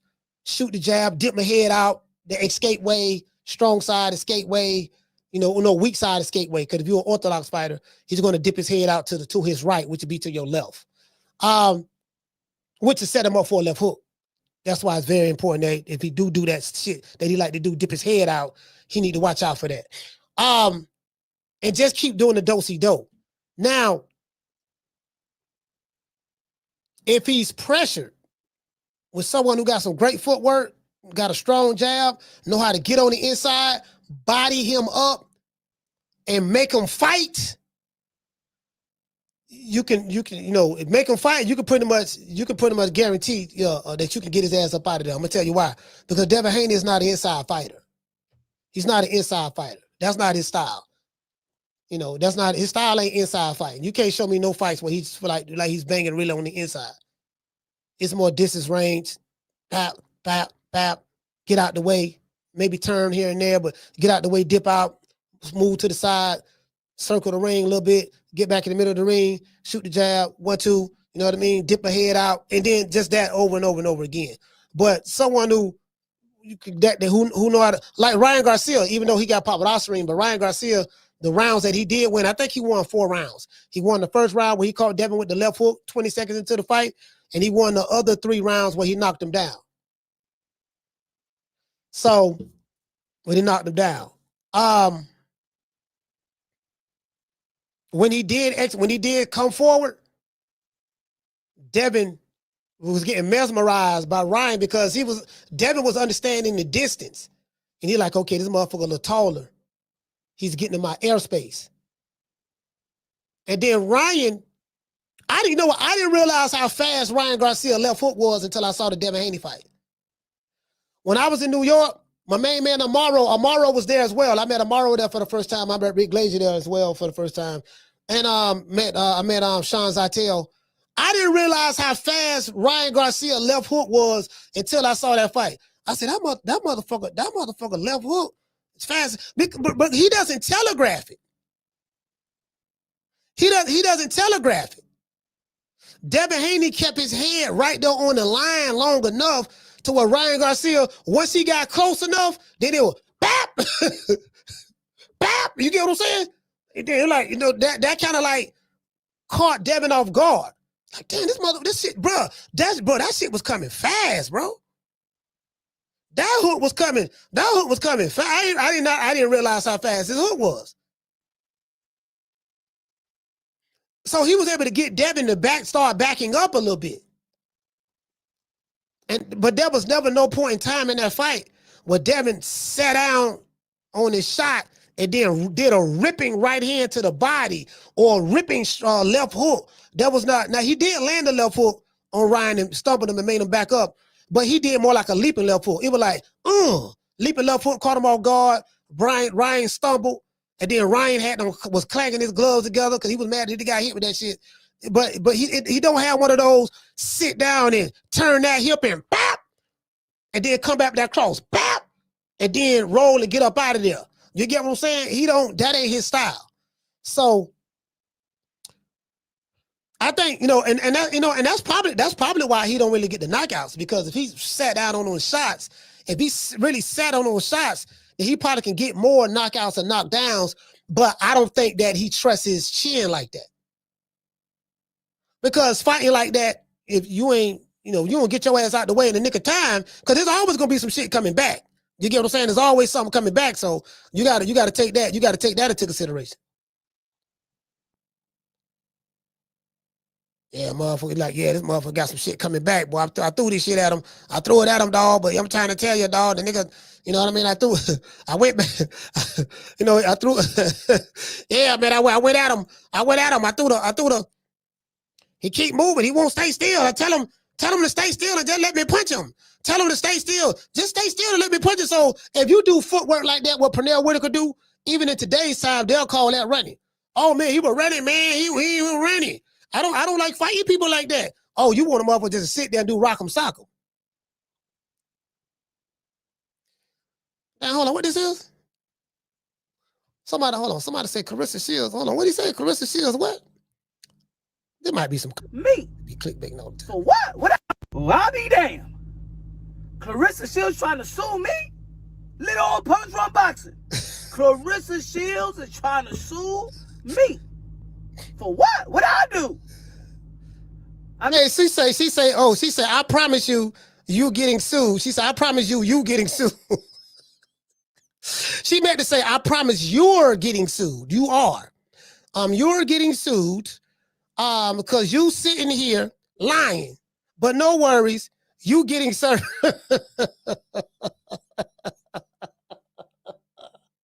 Yeah, Carissa Shields. She Carissa Shields. Okay, Carissa. Yeah, she fine, you know what I mean?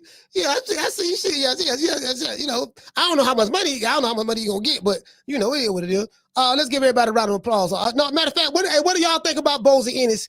You know what he said about, you know, we don't want to fight Errol Spence right now. We don't want to do that. The man coming off a 2.5-year layoff, 2 eye surgeries, car accident, knockout laws. We want to see the man get back. I want to see Errol Spence get back to the old Spence. You get what I'm saying? What y'all think about that? Y'all know what time it is. You want to talk some shit? Call me. Start some shit, bitch. Sup, fool? You gonna talk shit about me, homie? Where you from? Hundreds of niggas is waiting for your motherfucking call, and they all talking shit about you right now. Call the coach at 530-494-9636. We waiting on your bitch ass. Yeah, man. Yeah, you know, Debo Dev in 5. Hey, I got another shirt. Coming. I'm gonna wear my Debo Dev shirt this week. Right now, I got the IT. Y'all see what I got? Got the IT Bondsman. Sponsor right here. That's right. We got the IT Bell Bondsman shirt. You know what I mean? Yeah, man. Just in case one of y'all YNs gonna be going to jail sometime soon, and y'all need to get bonded out. I got somebody for y'all. You know what I mean? You know, motherfucker gonna keep going to jail. That ain't gonna stop. Jail. What it say? Death. What 3 things that's guaranteed in life? Jail, death, and taxes. True.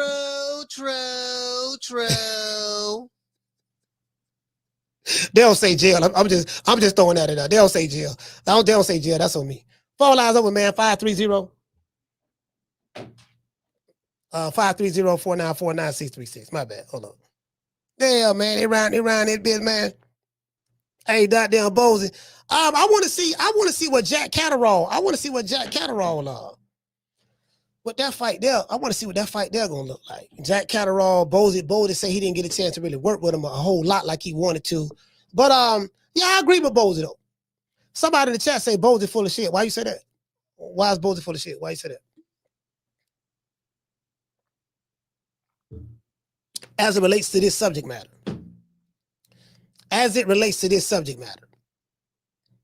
Hey, what'd he say? Hold on. Hey, shout out to the Jessica. Nod say he been flaming her.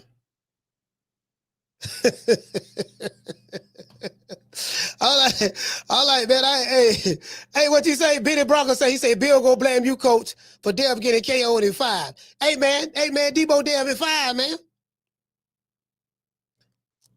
Debo, as a matter of fact, hey, Benny, check this out.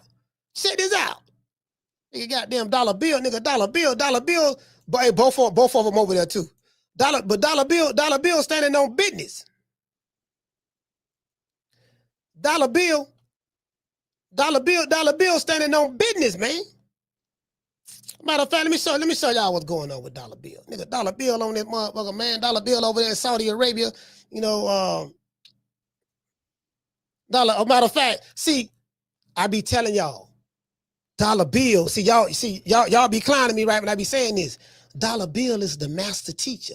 Dollar Bill is like the boxing whisperer. He is the one who whispers into great fighters' ears, and he instills that confidence and wisdom in them so that they can take challenges that no one think that they can win and overcome. I'm gonna show y'all this here. Andre Ward spoke about Dollar Bill. This him and Bud. He's the one that put the seed back in my mind like 3-4 weeks ago. He said, man, don't even stop chasing Errol Spence. He was like, man, the guy that focusing on chase is Canelo. Really? He was like, man, Spence, Canelo. And like every time I see him, he'd be like, Canelo. See what I'm saying? The whisper, listen, the boxing whisperer. Now he said, stop chasing Spence. So this was a long time ago. This was before the Spence fight. He told Bud Canelo back then. Bill Haney is a visionary. He's a visionary. You get what I'm saying? Hey, Jessica, he's a visionary. Hey, Chastity, he's a visionary. Terence Crawford is just beating Canelo Alvarez. Who called it? And I started laughing, you know what I mean? Because at first I'm like, man, that dude big. And then I started looking at him. I'm like, see, then he said, and then I started laughing at Bill. Then I say, man, that dude big than the mug. And then he say, then I started looking at him. And then you got Bill in your ear. Canelo. And then he said, I was sleeping that night and I was going to bed and I was having dreams of Bill whispering Canelo. I kept hearing Canelo. Then I wake up in the morning and I see words of Canelo on my refrigerator. Then I'm driving down the street. I look at the stop sign and the stop sign said Canelo. And then I saw a picture of Bill Haney's face in front of me, and he was saying Canelo, like I'm trying to tell y'all. True. Yeah. That's why I came up with Blame Bill Haney t-shirts. Then we got a picture together years back when I was at 135. You know what I mean? I'm like, all right, we the same height, around the same size. Like, he a little thicker. Okay. I'm starting to look into it now because he already planted the seed, but he said, hey, Chastity, Bud say, I'm starting to look into it now because he, meaning Bill, already planted the seed, brother. Kendall Price, my brother, he already planted the seed. The seed was planted into the earth.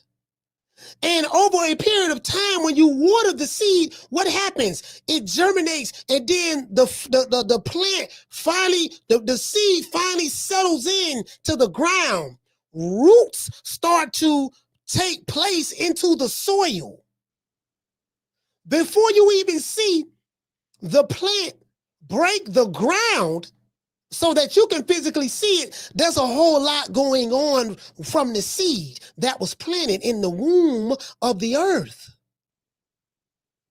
It's deep, man. It's deep. Y'all, it's deep. It's deep. It's deep. Hey, 90 chick. It's deep. That's all I got to say. Miss Connie, y'all, you know what time it is. Shout out to Falcon. Shout out to Falcon. What's going on, fam? Now I'm like looking into it, like, let me see what Bill talking about. Bill look at now, what he see. So I'm, okay. You heard what he say? He said, let me see what Bill talking about. Let me see what Bill see. So Bud had to get into the mind of Bill Haney. Once he was able to dive into that magnificent mind of Dollar Bill, he was able to see what the master teacher saw. He was able to see that. You got to have vision. Hold on. See, y'all ain't got no vision. Carla, hold on. See, this the problem. Y'all ain't got no vision. Well, I respect your ambition, Willie, but you got to have vision. Dollar Bill got vision. Y'all ain't got no vision, man. True.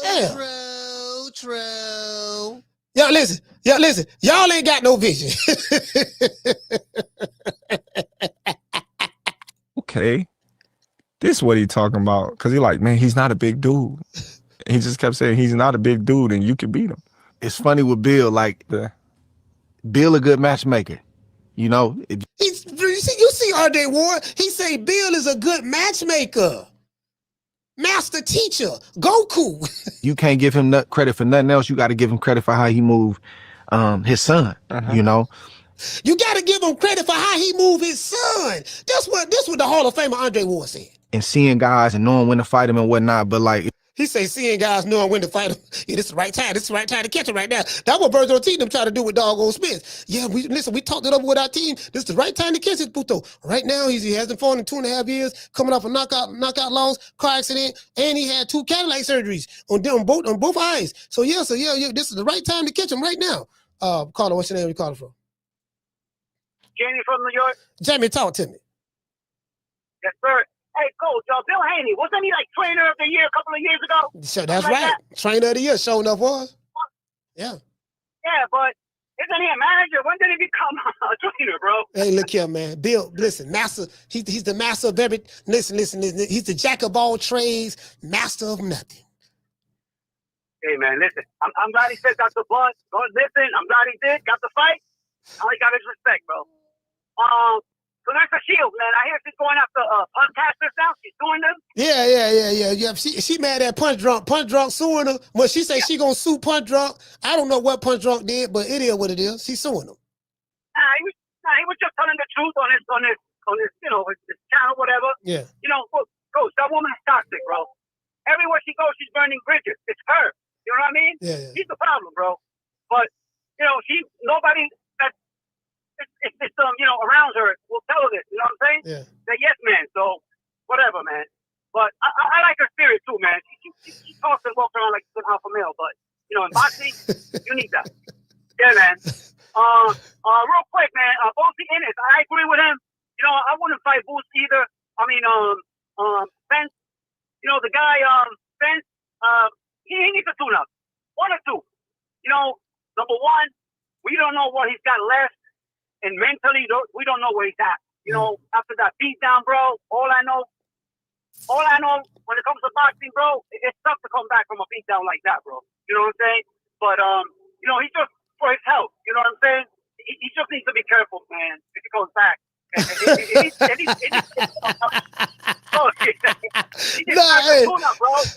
a tomato can.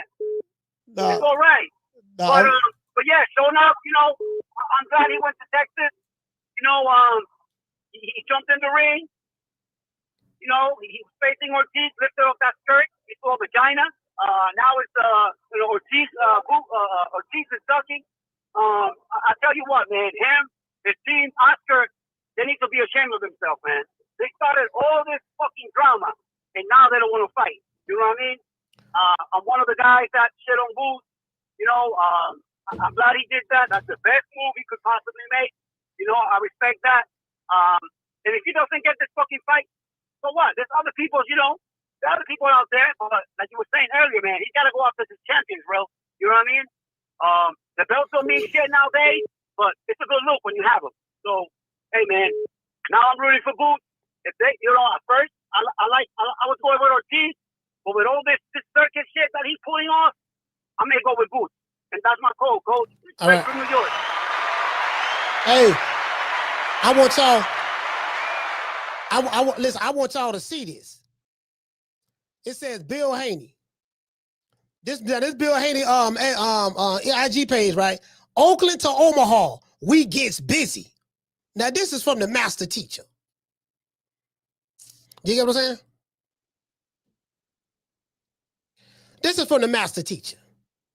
This dude right here, Rich City Hector, he said it's Bill's fault Canelo got whooped. This is what this dude, Rich City Hector said. He blaming Bill Haney. Listen, he blaming Bill Haney. And then Bill Haney got hashtag, who told you? With the pointing finger and laughing emoji. Then he got a hashtag, blame Bill Haney. Then he got a hashtag, Team Haney. The master teacher. Wait a minute, I tell Brian over see that. That nigga ain't no goddamn master teacher. That nigga ain't shit. He said his son finna get his ass knocked out. That was gonna happen. All that master teacher shit, that's some bullshit. Hey, see you be like, yeah, that master teacher shit. Yeah, we finna see you finna see a master ass whooping too. Caller, what's your name? Where you calling from? Ben from Houston. Ben from A-Side, talk to me. What's going on, Coach? Top of the evening to you, brother. Yes, sir. How you doing, brother? I'm good. I don't know what I tuned in a little late today. I was on the grind, but I don't know what you was talking about. When I tuned in, I heard you saying something about Phil, so I kind of figured I'd just jump in there, get in where I fit in. But about this Virgil Ortiz and Boots fight, man, you know what my take is on that, man? People overlook things like that. Man, Oscar De La Hoya is not a dummy, man, by far. He's pretty smart. And I say that because he knows that first of all, let's say it like this. He didn't been in there with guys with a similar style like that. And they're trying to build up this guy, Virgil Ortiz, to be maybe, so say, the next Mexican superstar. You know what I mean? Melo's pretty much out the door, and they feel like they got one in him. This is just my opinion, but yeah, you know, so that I think that, you know, hell, you might even call it the Terence Crawford effect. When they see what he went in there and did with Canelo, and they know that, man. They know that. I think that Boost just will I completely outclass this guy hands down. You know, it's just, and Oscar De La Hoya knows that, man, and he does all this yappity stuff about this and that and the other, but in his mind, you know, that style for Virgil Ortiz is way over the moon, man. He might as well stay on earth and keep it, you know what I'm saying, and go for somebody else that you can get after. But I don't think they're gonna let that fight happen. Yeah. Don't see it, Coach. Yeah, I'm past it now. Yesterday after I said what I said, I'm done with it. I'm past it now. I get it. You know what I mean? Like I say, stylistically, you know, when these matchmakers make fights for these promotional companies, they know what style matches up really good with their fighter, and they know which ones don't. And Golden Boy feels stylistically, it's a nightmare for us because we're not going to be able to do what we want to do to him. So it is what it is. I get it. I'm with you on it. But shout out to Ben. Hey, what Bill and done now, man? No, Bill ain't did nothing. No, Bill ain't did nothing. He ain't did nothing. I heard anytime you get to talking about Bill, I know he's been hiding, so I ain't no telling what you're saying. No, they over there in Saudi Arabia. Him and B. Norman over there in Saudi Arabia. So Bill dropped a little message. You get what I'm saying? So we gonna get back on that. I heard somebody say that they said they told Brian Norman he's going to ride around with Devin. Yeah, no, that ain't true. I got a video on that. But shout out to Ben, man. I know that ain't true. All right, yeah, brother. Salute, fam. Yeah. Matter of fact, he ain't go right here. He ain't go right here. Hold on, caller, hold on. He ain't go right here. Like they show right here. They showed. Hold on. What did he say? There's a personal message. No, just hold on. Where is that? Where he said? I think he said they were talking about he had to get in there. They showed when he arrived. They showed when Brian Norman them arrived at the Saudi Arabia. They got the flowers and all that there. see Brian B. Norman, he ain't got no superstar. He ain't got no big name trainers. Debo Dev got Mickey Bay. He don't train with Zab. He don't train with Sugar Shane. He don't train with Floyd Mayweather. You get what I'm saying? So Mike McCallum, this down South Georgia boy, he got his dad there, and you get what I'm saying? The other two trainers, I don't even know their names. That's all he got. Ain't nothing flashy. You dig? Hold on, what Brian Norman at? Where he at? Yeah, well, I gotta show y'all when they arrived in Saudi Arabia. Carla, what's your name? You calling from? What up, Coach? It's Coach Eddie from ATL. Coach Eddie, talk to me. What's going on, brother?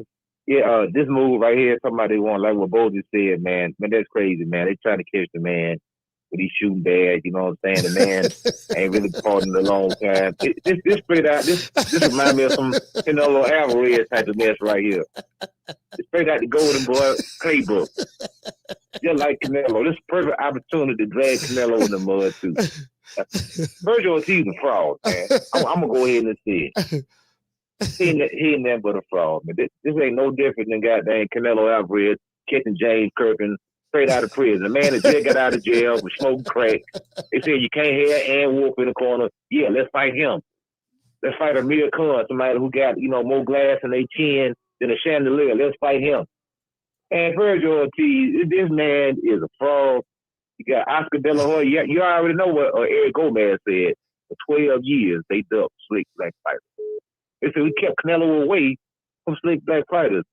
Man, they know, man, look here. Boots told him already, he said, this man is tailor-made. Boots said, Ortiz is tailor-made for me. He wants that fight. It's easy work. The man said he's tailor-made for him, brother. But if somebody say you tailor-made for me, you can't sound like that. Somebody say, well, Ortiz, man, the man ducking. He right with his hero. Canelo Alvarez. They seen what happened. Like my man just said, Terence Crawford went over there and cooked that duck. Now they trying to, raise another duck off the duck farm, and everybody see what it is. Man, that man shakes in his booth, man. I don't want to hear no more Virgil Ortiz fans. I don't want to hear Jerry talking about Virgil Ortiz. I don't want to hear nothing about no Virgil Ortiz. No more, man. Hey, he got to prove him. And then they come out, he got to prove himself. We're talking about you got to earn your spot and all this stuff. But he ain't even got no belt, man. You remember when Clubber Lane pulled up on Rocky, what the old man said? He said, shut up, old man. You and that chump don't know where I came from. He said, when you gonna give me a shot, my boy? When you gonna give me a shot? Shut up. You're not gonna get a shot.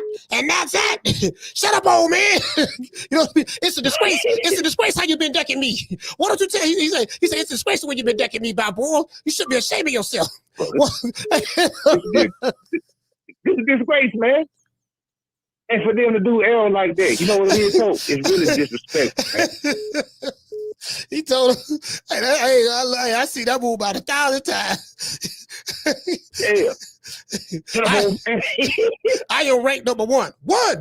That means I'm the best. But them boys be taking the easy matches. Fight another boy. This nigga pulled up. This nigga pulled up on Rocky.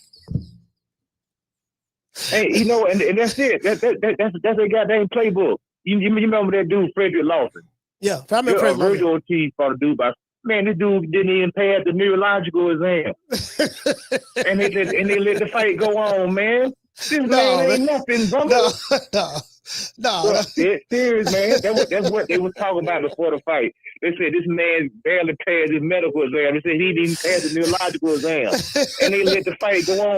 That's why they was on Golden Boy. Like, that's why y'all letting this fight go on. This man didn't even pass the neurological exam. No. And Virgil Ortiz don't care. I'm dead. I ain't lying. I'm serious, folks.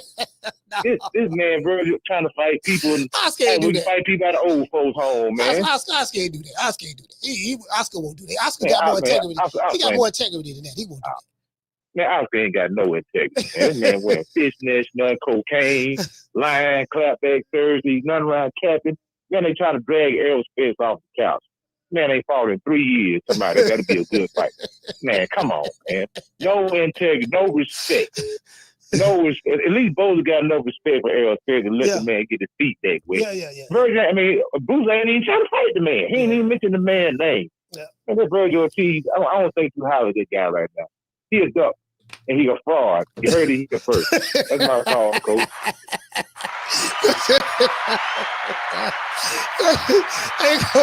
Hey, Coach Eddie. Hey, I got that, Coach Eddie. Get out while you can. Don't get a sucker no statue. Give him guts. I got that, Coach Eddie. I am ranked number 1. That means I'm the best. But this bum been taking the easy matches. Fight another bum. Hey, woman. Listen here. Since your old man ain't got no heart, maybe you like to see a real man. I bet you stay up late every night dreaming you had a real man, don't you? I tell you what, Bring your pretty little self over to my apartment tonight, and I'll show you a real man. Hey, that's how you got to pull up the niggas nowadays. Nowadays, you gotta be real disrespectful. That's your old lady right there. Yeah. What's up, baby? What's up? What's happening? You all right? You know what I mean? Anytime you want a real man, come holler at me. You know what I mean? What's up, nigga? What you said? Yeah, nigga, what's up? What's up? What's up, nigga? Sign the contract. Sign the contract. What's up? Yeah, holler at your whole lady. What you gonna do about it? What you gonna do about it? You get what I'm saying? You gotta do that. You gotta make these niggas fight. True. Yeah, you know what I mean? Yeah, what it is. Carter, what's your name? You Carter from? Martin from Oakland. Martin, talk to me.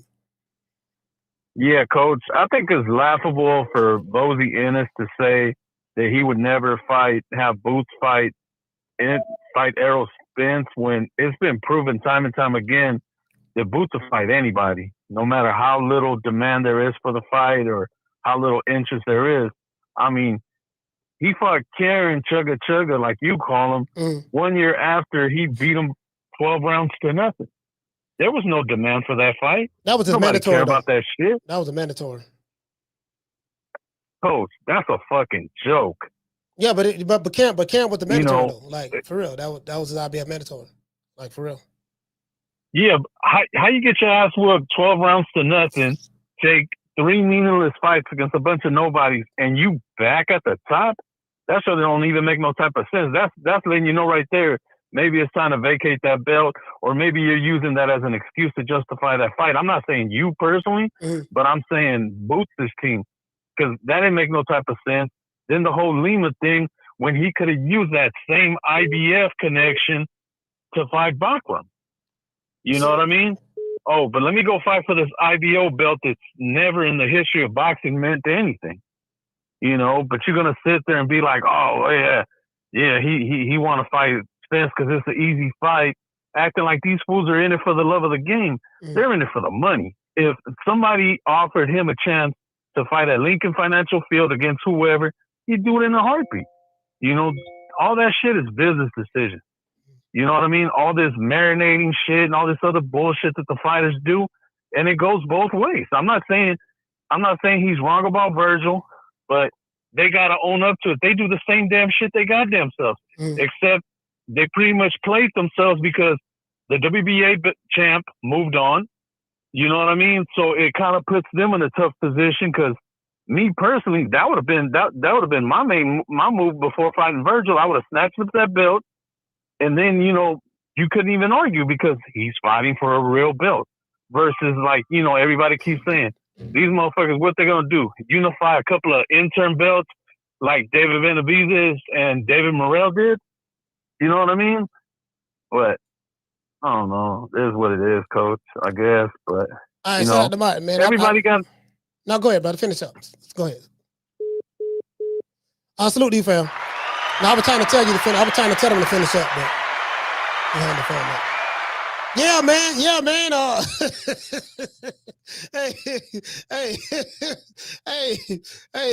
Hey, doggone. Hey, listen.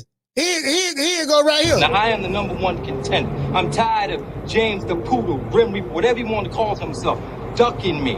All right, I'm tired of man driving around town in 8 Rolls Royces. He ain't fought nobody. I'm still in a Broham. Hey, somebody just sent me this here, dog, but I ain't even know that. I thought Coach Taylor was tripping. Say Tony Weeks claims Frederick Lawson may have had an aneurysm before Virgil Ortiz Jr. lost. Golden Boy has denied allegations, and Weeks has deleted the Facebook post. So, god damn. So it says we got our first major boxing event in 2024 last night, and we now have our first scandal. Referee Tony Weeks this weekend's co-main event, thanks to a horrifically early stoppage of Virgil Ortiz Jr. first round finish of Frederick Lawson, claimed on Facebook that 2 of Lawson's pre-fight brain scans revealed an aneurysm before a different doctor did the same scan and found nothing and cleared him to fight. Wait a minute. Hold on. I know what happened.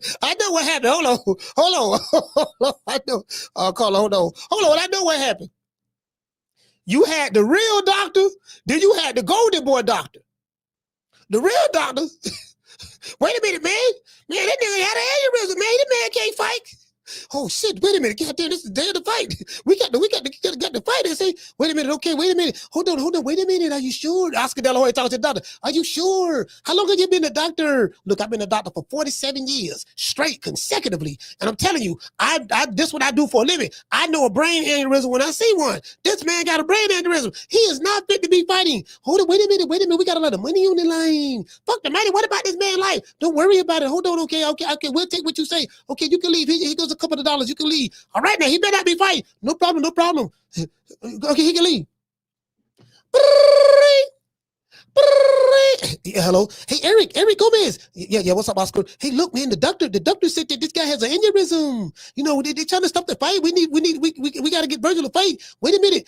Doc, Oscar, don't worry about it. We got another doctor right here. I got a nephew. He going to medical school. He just started 3 months ago. Is he a doctor? No, he's not a doctor, but he's in medical school. He will be a doctor in the next 17 years. Okay, well, bring him in. And then, that's the doctor. That's the doctor that cleared it. That's the oldest trick in the book. Hey, Carla, what's your name? Where you calling from? Hey, Mayo from the shop. Mayo, talk to Hey, me. shout out to Coach Eddie, man. He is absolutely right. That dude had a brain aneurysm. They put him in there with Virgil Ortiz. I remember that fight happening. Tony Wee stopped that fight after the first punch in the first round. This one, Virgil Ortiz moved up to 54, was doing his tune-ups. Yeah. And as you can see, like, this man been fighting people with brain aneurysms. He been getting dropped, getting gifts. You know what I mean? He been fighting niggas with the flu. Madrimal had the flu or broken hand or some shit in the fight. No, he was That's sick. what I'm saying. Like, yeah. And he a duck. And now we all can see it. I remember a couple months ago, people was talking. I called up here. They was talking about when Turkey first sent that offer. I was like, I got criteria for when I call people a duck, and you know, Virgil Ortiz is fitting that criteria right now. It's a shame we ain't gonna get the fight. You did say that. You did. I did say that. I said it exactly. I've been calling it out. You did say that. Yo, I said this dude Virgil only want this fight to catch Boots off guard, moving up to a new weight class where he's not acclimated. And now that he up there, like, we see what's going on. Boots came with that energy. Hey, you remember when Crawford and Spence was in the hallway? Yeah. And Spence was like that, and Crawford was like, "We put whatever on it." Yeah. Now you saw how Boots pressed him in the conference. Yeah, you saw how Virgil responded. You know, he didn't respond like Crawford and Spence responded. You know, he responded like, I'm not gonna lie, he's bro. real soft spoken. I think that was the best thing. To be honest, I'm telling, from a PR standpoint, that was the best thing that Boots could have did. Boots coming to fit, and the thing is, as I said before, he didn't come with a whole group of people or posse. He came by himself, and with Eddie Hearn, and then he stepped in the ring. Instead of ring, so bro, like, you know, anybody from the hood or from the street, understand the significance of that.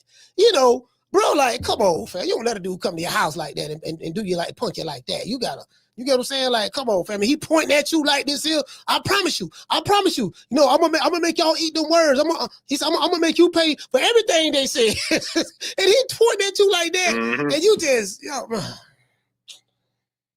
Yeah, man. People making bets on the fight, man. Y'all lucky this fight not happened, man. Casino like Perez talking about 10,000 on Virgil. Man, I was trying to rob the casino, man. I was trying to rob the casino. You call me George Clooney. I was trying to get the crew together. We was gonna rob the casino together. You know what I'm saying? They give no money out here. Oh, you bet the house. You bet the house on before I go. Yes, sir. Oh, most definitely, man. Boo's stopping Virgil. Virgil ain't got no chance. He been dropped multiple times. Been dropped to 47, dropped to 54. Like, nah. Yeah, Boo's a stone Virgil. But before I go, I just want to shout out to Bill Haney, the master trainer, for being like, what's up with your boy in the shadows? The master. Bill coming out the shadows. I'm trying to tell you, man. Bill coming out the shadows like a kung fu master. Like Master Splinter. Hey, like Master Splinter. Nigga lurking in the shadows coming out. We been waiting on you. Hey, shout out to you, bro. That's my call. Hey, motherfucking Bill, nigga. Nigga, $1 Bill. Yeah, nigga, like that nigga coming out this motherfucker like Master Goku, nigga. Like, shit, hold on, y'all need to see this. Hold on, let's read this before we go back to Bill in the shadows. So what they said, so they said right here, they say that Golden Boy quickly put out the following statement. Frederick Lawson was cleared by Nevada State Athletic Commission section body doctor who is the cousin of Eric Gomez, and he first is 3 months of the 3 months training in medical school to fight on Saturday night. All other questions should be referred to the NASAC. So, I'm not going to the neurologist, to the neutral journalist thing and say these allegations, if true, yada yada yada concerning yada yada.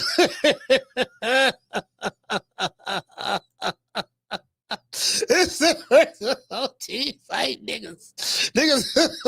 No, man. No, they ain't doing that. But Golden Boy don't give a fuck. Golden Boy don't care.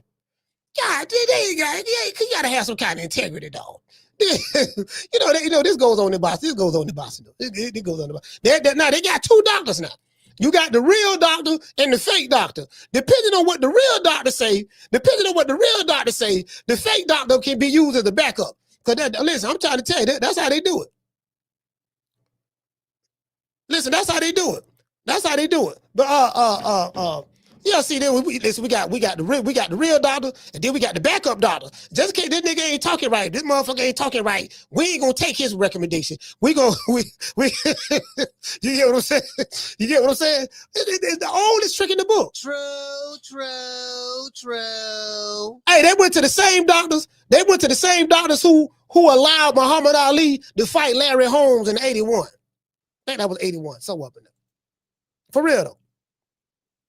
You get what I'm saying? Down from the bar, there's a platform stage. People pimping, sharp as razor blades. Yeah. They went to them same doctors. Yeah, man, the doctor say he clear. Man, Muhammad Ali slurring his speech. The man can't remember what he ate 10 minutes ago. What the hell you talking about? Don King came over there. Yeah, Muhammad, don't worry about it, Muhammad. We got a boatload of money for you, baby. You get what I'm saying? We're gonna fight your old sparring partner, Larry Holmes. You know, Larry Holmes and Muhammad Ali, you know, been training together for years, all throughout the 70s. Larry Holmes is one of Muhammad Ali's main sparring partners that got him ready, got him prepared to fight George Foreman. That was a brutal training camp, what I heard. They said Larry Holmes had them drop Ali in sparring as well. Had them drop them with a body shot, some of that sort. But that was his game plan. He like, look, Ali, they put the game plan together. I'm gonna let him beat on the body. That's when he came with the rope-a-dope. I'm gonna let him beat on the body a little bit. You get what I'm saying? And let him beat on the body. And, you know, if I could take these body shots from, you know what I mean? And then I'm gonna lean on the ropes to absorb the power and block with some of the elbows. Then I can come back and counter off the ropes. Let them get tired. After about 6-7 rounds of throwing up by haymakers, you start to get tired. Them arms start to get heavy. Shoulders be on fire. You can't even lift your arms up. Your shoulders on fire, not fire. You go to swinging them bolos and missing and all that stuff there. And then next thing you know, nigga put together a 4-5 punch combination, had you knocked out. True. Well, Foreman wasn't knocked out. He said I was too exhausted to get up. I was tired. I was laying there. If you look at me, I got my head up like this here. I want to get up, but nigga, I'm tired. Man, the man said he was tired. You know what I mean? Yeah, so, you know, it is what it is. Here go Dollar Bill, though. Here go Dollar Bill. The master teacher. You know what I mean? You just got here. Well, what took you so long? Huh? I thought you had got cold feet. I've been looking for you. Well, one thing about Oakland niggas, yeah, ain't nothing slow. We the first on the block for the cheese, and we're the last motherfuckers to leave. November 22nd. You just got here. Hey, nigga, Dollar Bill, y'all see Dollar Bill? Y'all see Dollar Bill lurking coming out the shadows. You just got here. Looking like Master Splinter. Well, what took you so long? Huh? I thought you had got cold feet. I've been looking for you. Well, one thing about Oakland niggas, Yeah, ain't nothing slow. We the first on the block for the cheese, and we're the last motherfuckers to leave. November 22nd. The man say we the first on the block. He said what he say? He said we the first on the block with the cheese, and we the last mofos to leave. Well, y'all listen. Now that's pimping. Pimping is pimping, baby. Pimping is pimping. Now, I run every kind of bitch, every kind of place, and I know one thing. When it comes down on you, you either collectivize or you run like a solitary rat.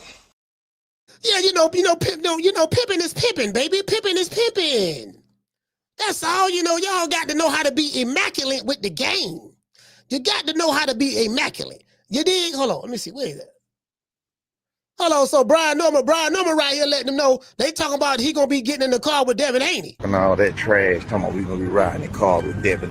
I'll be damned. I'll be damned if we gonna ride in the car with him on the side. You already know how we come.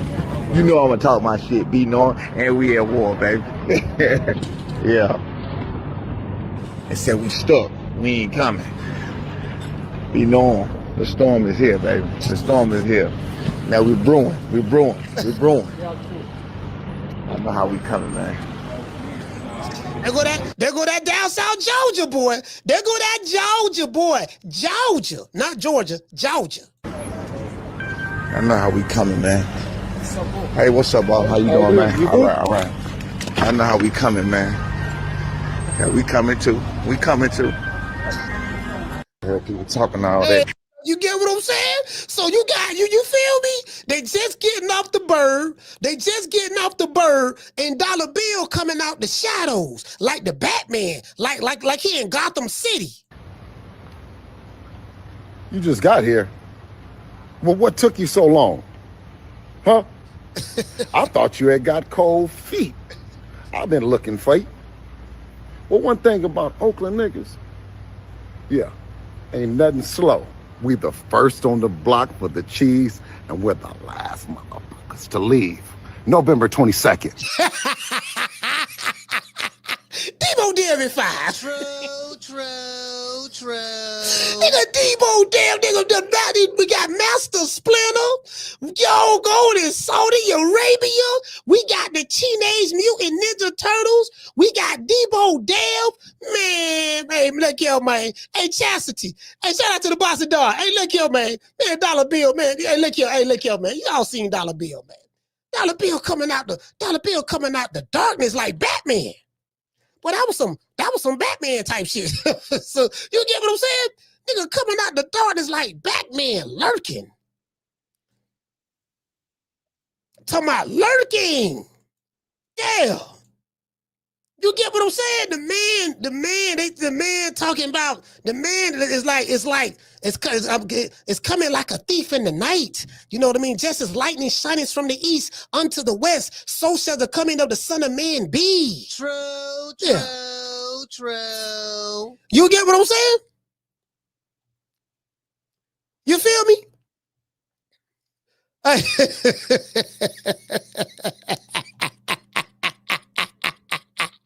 Hey, he said, we the first motherfuckers on the block with the cheese. He said, we the first on the block with the cheese and the last motherfuckers to leave. How $1 bill said, this so slick talking ass nigga. Caller, what's your name? Where you calling from? Salute, Coach. It's Miss Black Panther. Miss Black Panther, talk to me. Hey, Coach, let me ask you a question because, I had to go back and look at the fight, right? Mm. To me, first shot that Vergil threw, it hit Lubin in the back of the head. It looked like it was on the side, but it was actually in the back of his head. Yeah. I was going to say, you can't pull up that clip and see just to make sure, but I looked at it. He hit him in the back of the head. I don't know if it was the first shot, but he did hit him in the back of the head. I think once he pulled down the guard, he pulled his guard down with the right hand, and then that allowed him to throw the hook. He caught him on the jaw. That's what hurt him. And then he stepped to the side, and then he did hit him. Then he did hit him in the back of the head. But he caught him on the jaw first. The first boy stepped to the side. Okay, because I've never seen Lubin get. I didn't see him get brutalized by Fundora and Charlo, but I've never seen him just actually was knocked out cold because he was he was stuck. He was stuck. Yeah, he was not. That's called knocked out on his feet. That's what it's called. No, for real. He was knocked out on his feet. Yeah, but he was knocked out though, and I've never seen Lubin, knocked out like that. But I was just wondering. I said maybe it's just me because I had to go back and watch it twice. You know what your eyes show you. So you know what you saw. Yeah. But I saw the same thing. Okay, all right, folks. Salute. All right, shout out to Miss Black Panther. Hey, look here, man. We popping our collars, making dollars. Dollar bill say, you know how Oakland niggas. See, Bill represent the town. Bill represent the town. Debo Dev don't represent the town like that. Debo Dev don't represent the town. Bill represent the town. I represent I'm from Tampa. I represent Tampa, West Tampa.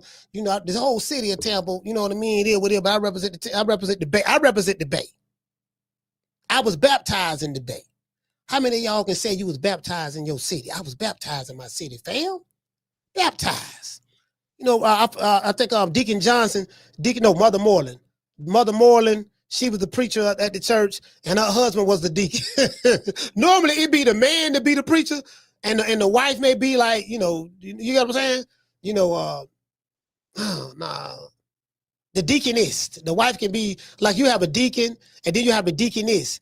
She was she was the head of the household. She was the preacher, Mother Moreland, and her husband was her deacon. Yeah. And so dip the nigga head down in that cold. I was cold in the motherfucker. Dip the nigga. Man, I ain't never forget, bro. I was cold in the motherfucker. Oh, shaking like a leaf in the middle. But I was baptized in the Bay. You get what I'm saying? So Dollar Bill from the town popping that yin yang. You dig? Popping that yin yang. Yin yang twins. You know what I'm talking about? Yin yang twins. You dig? Hold on. Let's see what's up. Yeah, these boy right here, man. Hold on, what Dollar Bill? Do Dollar Bill got some more stuff out there? Dollar Bill been radio. I'm talking about Master Splinter been radio silent, man. Master Splinter. Debo there. Hold on. I think I just got a video. Where that video at? Didn't I just get a video? Hold on, y'all. I think I got a video. Debo Dale trainer talking that Debo stuff again. I think he talking that Debo. Is this him? Let's see. There you go. Hold on. Here you go right here. Hold on, Miss Connie. Hey, this the poster right here, Miss Connie. You see the poster? See Debo Dale. You see that down South Georgia boy? He sit there with his arms crossed. Hey,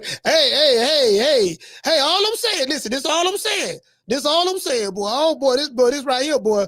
It's gonna be fun. It's gonna be fun while it lasts. Get out my face. Don't need nothing you got no more. Don't need no hair's been messing up my corner. And you better get that bad look off your face before I knock it off. Man, I'm trying to tell you, boy, this shit right here.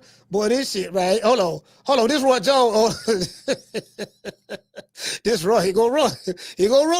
Roy talking about he finna go trade. I know he talking about trading dog on Errol Spence. Do really love Errol Spence because he's a down to earth, very good guy. I mean, I'm supposed to go work with him some tomorrow. As a matter of fact, I'm gonna go on to Dallas tomorrow to work with him a little bit, and I'll see where he at, see where we can help him get back to, because I do want to see him get back on that horse and ride again. Those fans at that fight the weekend, they want to see him get back on that horse and ride. That was the most important. That was the most exciting part of the fight. Errol Spence was there. I think Errol Spence was there. The people. As a matter of fact, and I heard that Golden Boy had invited Errol Spence to come out. So that's what I heard. I don't know how true it is, but that's what I heard. But yeah, so that was the most important. That was the most exciting. Yeah, motherfucker, I was more excited about seeing Errol Spence at the fight than actually seeing the fight. True. So that's why when I think the brother called yesterday saying that Virgil Ortiz is, I think he's more popular than Errol Spence in Texas. I'm like, where? How? Where? Shit, I'm talking about more motherfuckers were cheering because they saw Errol Spence at the fight more. They were cheering more watching him at your fight than they was watching the fight. Cause the fight card was oh my God, was trash. Yeah, man. So I mean, I totally disagree with that, nigga. I'm about, yeah, man. He more popular. He matter of fact, I need to do an entire video on that shit alone. Yeah, man. See, he more popular than like I'm like shit in me. Where? A lot of people do really love Errol Spence because he's a downright, down-to-earth, very good guy. I mean, I'm supposed to go work with him some tomorrow. As a matter of fact, I'm going to Dallas tomorrow to work with him a little bit, and I'll see where he at, see where we can help him get back to, because I do want to see him get back on that horse and ride again. Those fans at that fight the weekend, they want to see him get back on that horse and ride again. Yeah. So if anything we can do to help him out, I'm going to go see what I can do to help get him back on the horse. And like I said, I don't have to be his trainer. I just want to help him get going and see what he can do. If he likes it, cool, just get back up. We all go through these things. But the main thing is, can you get up from it? You're not judged by how you go down, it's how you get up. All of us want to see him get up. And if he just had one more fight just for the fun of it, just say, okay, I'm going to go out on my shield. I'm going to go out right. I'm cool with that too. But I am going to definitely go. I'm going to go help him out tomorrow, start working with him. I'm going to try to give him a couple of days of work, see where he at, and help him try to make a good, smart decision. And if he got it, he going to go with it. I'm sure he wouldn't come to that arena if he wasn't thinking about it. So he was lit up in that arena. He loved that fan support. You could tell he was in his elements, and that made me happier than anything because he was glowing in that element. That means he still got it, and he wants to be in the element again. Oh, good talking ass nigga from Florida. Right, y'all. Hey, if I ain't gonna lie, we got some good talking ass niggas here too now. I ain't gonna lie. It's some good talk. We got some good talking ass niggas from Oakland, good talking ass niggas from LA, good talking ass niggas from from let's see, hold on, from Atlanta. Good talking ass niggas from Florida. This old bro, Roy, one of them old good talking ass, good talking ass one of them good. That shit sounds so good when he say it too. Like, damn, hell yeah, Floyd, you know what I'm saying? Y'all don't talk about Roy, nigga, the motherfucker. Hey, Roy talking about something. He goes, he back glowing again. What the fuck? Hey, Miss Connie, what he say? Yeah, he got that glow. He back glowing again. You got that glow. Don't ever stop. You got that glow. Y'all remember that? That was that theme song that was on the Last Dragon. You got that glow. Roy with the holler about. Yeah, he back glowing again. Bruce Leroy back glowing again now. Yeah, he back. Hey, Mr. Cotty. He said the man back glowing again. I'm like, he said, I ain't got to be his trainer. We just want to see him get back on that horse. Like, yeah, please don't be that man trainer. Boy, God, bro, whatever you do, please do not even make an attempt to be Errol Spence's trainer, boy. All your fighters get their ass whooped. They take turns kicking your fighters' ass. True. Errol Spence messing around and get with Roy Jones as a trainer. Errol Spence next fight, he go to get beat pillar to post like this. I don't even play, nigga. Wakanda, bring your ass over here, nigga. This what I'm gonna do to you. Oh Lord, no more. I just kicked Wakanda in the face. Oh, hit him in the stomach. Oh Lord, kick him, slap him, kick him again. Oh Lord, I'm beating Wakanda ass. What you gonna do, Wakanda? You want some more? Oh Lord, hammers go up on him. Bam, catch him in the neck. Lord, Wakanda is dead. Man, goddamn Errol, next thing you know, goddamn man, I'm like, God, Errol, what happened? He trained with Roy Jones. Roy Jones is trained. Yeah, man. Roy was trying to show him all that old shit he was doing in 95 and 96 and 97. Like, man, can't nobody do that what Roy did. Roy was special enough to get away with that. Yeah, Errol was trying to do all that shit. He was trying to drop his lead hand and do the leaping left hook off the ground, and he got caught with a straight right when he did that. True. Yeah, you get what I'm saying. We just can't. You know what I mean? I love Roy, but I don't love him as no trainer. Not as no trainer. Nah, not as no trainer. Yeah, Roy. Nah, Roy. They take a turn. They take a turn whooping your fighter's ass. God damn. You get what I'm saying? Listen. You get what I'm saying? Hey, Miss Connie. Yeah, we don't need him trying to train. We don't need him trying to train, goddamn Roy. You get Errol Spence. What must be? Over there, nigga, boy, nigga. You know what I'm saying? You know what I'm talking about? Send his ass to the dogs, man. No, I'm talking about he ain't go right here. Here you go. Hey, Miss Scotty. Miss Scotty, here you go right here. They pop locking in the theater. They pop locking. And then he come. Oh. Hey, this boots pulling up in Fort Worth, Texas. By himself.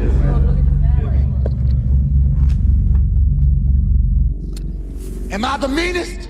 Sure enough. Am I the prettiest? Sure enough. Am I the baddest mofo low down around this town? Sure enough. Well, who am I? Sure enough. Who am I? Sure. Yeah. Virgil Ortiz sitting right there smiling. Sure enough. I can't hear you. Sure enough. Shogun of Harlem. Hey, nigga, Moose came up in there. You know what I mean? By himself. Listen, bro. Listen. I have to. Hey, Miss Black Panther. I have to reiterate that the man came there by himself. The man came there by himself. That's all I'm saying. Hold on. The man came there by himself. Matter of fact, this it? Nah, this ain't it. That ain't it. Hold on. Wait, no, that ain't it. Oh, here it go right here. The man, hey, Miss Connie, the man came there by himself and pulled up like, show enough. Am I the meanest? Show enough. Am I the prettiest? Show enough. Am I the toughest mofo low down around this town? Show enough. Well, who am I? Jaron Ennis, who am I? Jaron Ennis, I can't hear you. Jaron Ennis, yeah, the Shogun of Texas. Nigga don't pulled up in your hood. He don't pulled up. You dig? The man don't pulled up in your hood. Who's badder than the Shogun? Bruce Leroy, that too. Bruce Leroy. Bruce Leroy. Who's badder than Jaron Ennis? Virgil Ortiz, that's who. Virgil Ortiz. Virgil Ortiz? I am sick of hearing these bullshit Superman stories about the Wassa legendary Bruce Leroy catching bullets with his teeth. Catches bullets with his teeth?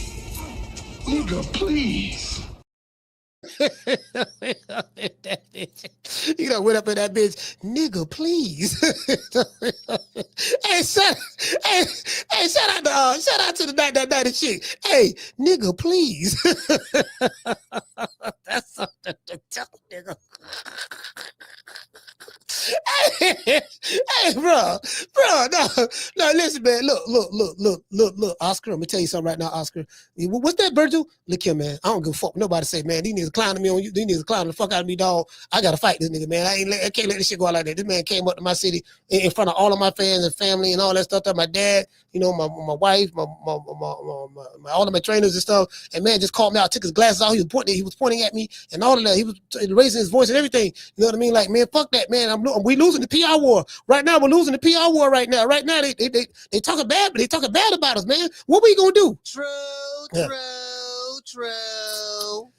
Virgil, don't worry about it. Fuck them. Don't worry about it. I got you. I got you on the safety first plan. I got you on the Golden Boy safety first. It's always safety first, right? Don't worry about that. You know what I mean? We got to find a couple of more black fighters you can fight. You know what I mean? Maybe we can pass them off as slick black fighters. You know, with Oscar. But they're not falling for that, Oscar. Everybody knows that just because you're a black fighter don't mean that you're slick.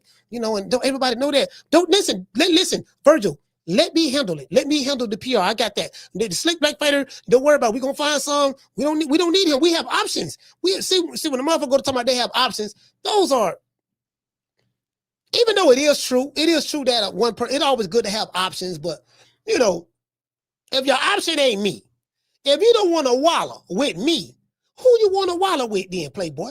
So now I think that both of these guys are on the verge of fighting the champions. They just got to fight the other champions. Simple as that. You know, I wouldn't mind that if Virgil Ortiz or Boots can fight Fundora. I wouldn't mind that at all. I call him the praying mantis. Listen, I call him the praying mantis. That's what I call him. Sebastian Fundora. That's what I call him, the praying mantis. Carter, what's your name? Where you calling from? What's up, Coach? It's Jerry from Baltimore. Jerry from Baltimore. I gotta say, man, I'm disappointed in Virgil Ortiz. I've been a big fan of this fucking guy. I put through him not really fighting nobody really at welterweight. Then he got sick, and you know he had to wait that out. When he moved to 54, yeah, after a couple tune-ups, he started fighting better guys. Give him credit, but this Bozy Ennis fight,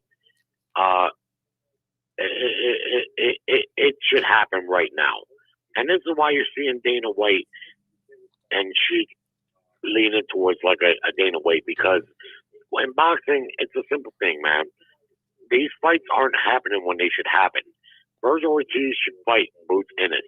And regardless of what happened in the past, because he claims Boots turned the fight down 2 times. Maybe he did. Maybe he did. I don't know. But the thing is, now it's time. They're both coming off early stoppage, high-profile fights in a sense of their popularity. The time is now. I'm disappointed with Virgil. It seems like he's ducking. He's talking about fighting a guy. He's dreaming about fighting a guy that hadn't fought in 3 years. A guy that very well maybe washed, got his ass whipped badly in his last fight, and he's been off. That's your dream fight? Come on, man. I'm disappointed in Virgil, Coach. I mean, I get it. I get the fact that you know, Errol Spence is a big name fight, stuff like that.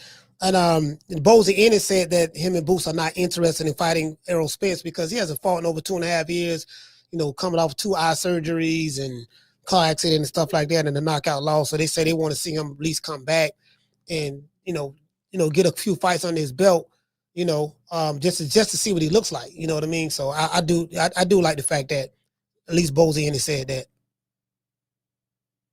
Yeah, and I mean I get all that, but that's not what I expect from Errol Spence. He's too far along in his career to come back and gamble on some prospect fight. He might lose that, and then the payday's out the window. He's looking to come back in a big fight. If he's going to come back at all, he's looking to come back in a big fight. Is Virgil Ortiz that big of a fight? Maybe in Texas there. I don't know. Maybe it is. And sure, I get that. Sure, I get the money. But you're going to make a lot of money fighting Bozy Ennis too. Turkey's behind that fight. He's not behind neither one of them fighting tune-ups. He said he wouldn't pay for Boots to fight a tune-up, and he didn't. But that card the other night when Ortiz fought Lubin, that wasn't no Riyadh card. Oscar financed that. He didn't finance that fight here. He's willing to pay for Ortiz versus Boots. And as fans, we should say, hey, damn, man, this is the fight that needs to happen. It's already been a couple years in the making. What the fuck are we doing here? I've kind of sided with Virgil in the lead up that maybe Boots was doing more than ducking. But I got to agree with Boots. The time is now. The money's there. Let's get this fucking money. The fans want this fight. We don't really have a lot of options. If ain't nobody noticed, nobody's really calling out either one of these fighters. They're fierce dudes. They need to fight each other, and they need to fight each other next. That's where I'm at with it, Coach. All right. Now, Debo Dale mimics his idol, Floyd Money Mayweather, aka TBE.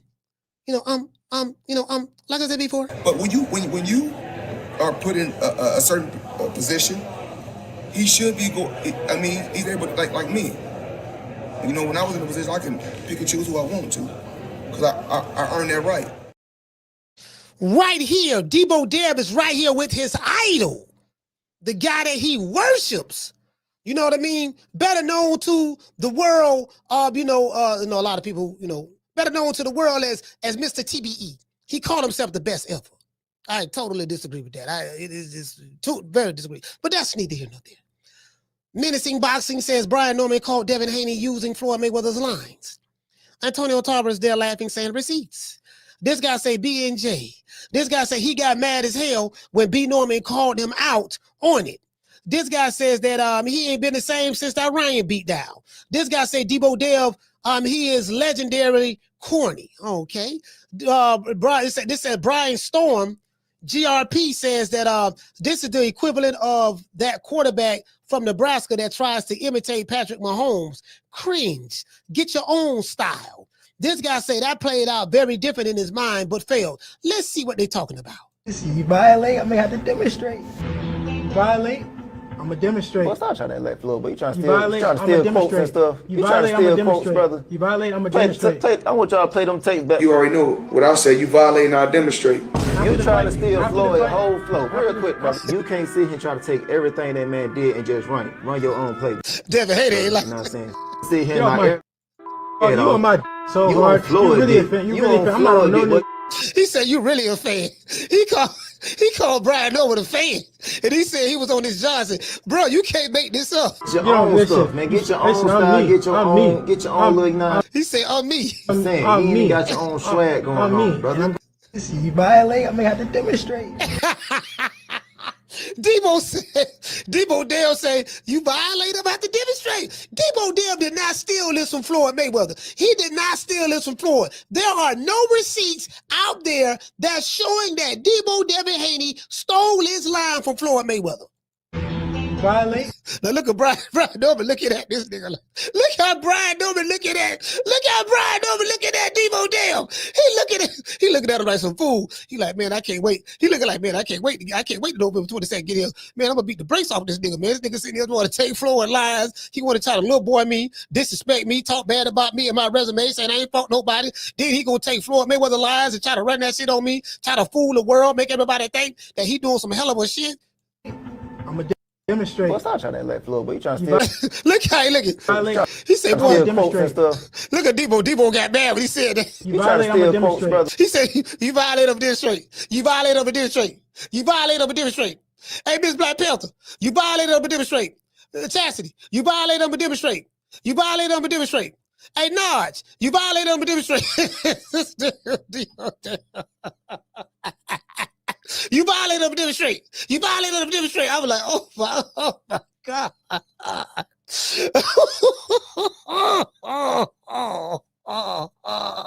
Bruh.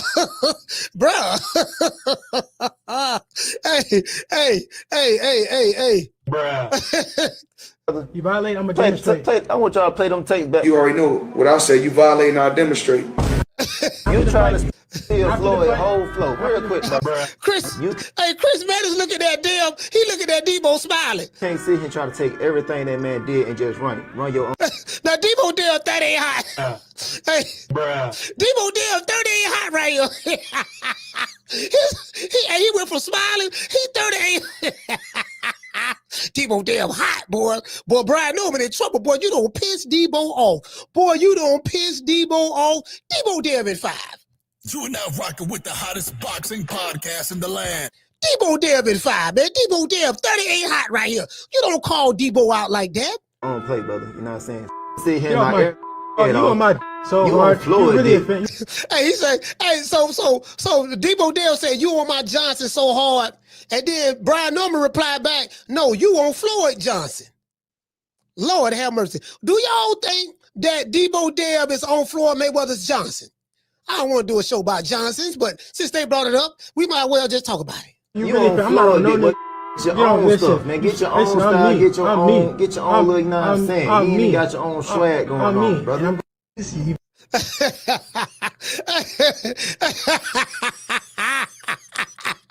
Hey, Tina told us some yes. Tina, there go Tina. Tina told us some yes. Hey, man, Tina. Hey, Tina, look here. Hey, look here. Hey, look here, Tina. Look here. You ain't gonna be disrespecting Debo like that, neither. Y'all tuck y'all chain. Y'all tuck y'all chain with Debo coming. Debo's are coming. You get what I'm saying? Hold on. As a matter of fact, this motherfucker. I'm looking at a clip of this motherfucker right here, man. God damn, I'm looking at a clip of Bam. That motherfucker right there, he's a hell of a fighter. Yeah, man, Debo there, man. Y'all see Debo. Hold on. I'm trying to find this clip I saw with Bill, man, I ain't gonna lie, Bill Haney, one of the funniest. Bro, the best thing happened to boxing is Bill Haney and Brian Norman Sr. And guess what? Even though I don't like this whole ass nigga right here, but Mama Hopefield too. Mama Ho, gotta put Mama Ho in there, cause Mama Ho funny. Mama Ho is funny now. Stop, it's my son. Why do you talk about my son like that? Don't do that. No, don't stop it. What do you think would happen to Shakur if my son was to hit him with that right hand? Look what we did to Tevin Farmer. I'm like, son, it's boxing don't work like that. What you did to Tevin Farmer, that don't mean you're gonna do that to Shakur. He's not gonna take that fight. Wait a minute, guys. Let me put my hair. Let me gotta tie my hair up. Me and my purse. And I'm like, man, come on, fam. Listen, bro. Listen, fam.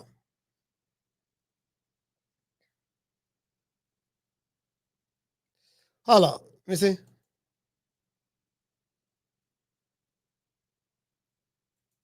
I'm trying to find this. I'm trying to find this doggone. Let me see. What Brian Norman talking about? Well, hold on. I'm trying to find this message. I'm trying to find this message. Really, I'm trying to find something for Bill. Okay, here go Bill Haney right here. I'm trying to find something off of Bill Haney. See, Bill. You get what I'm saying?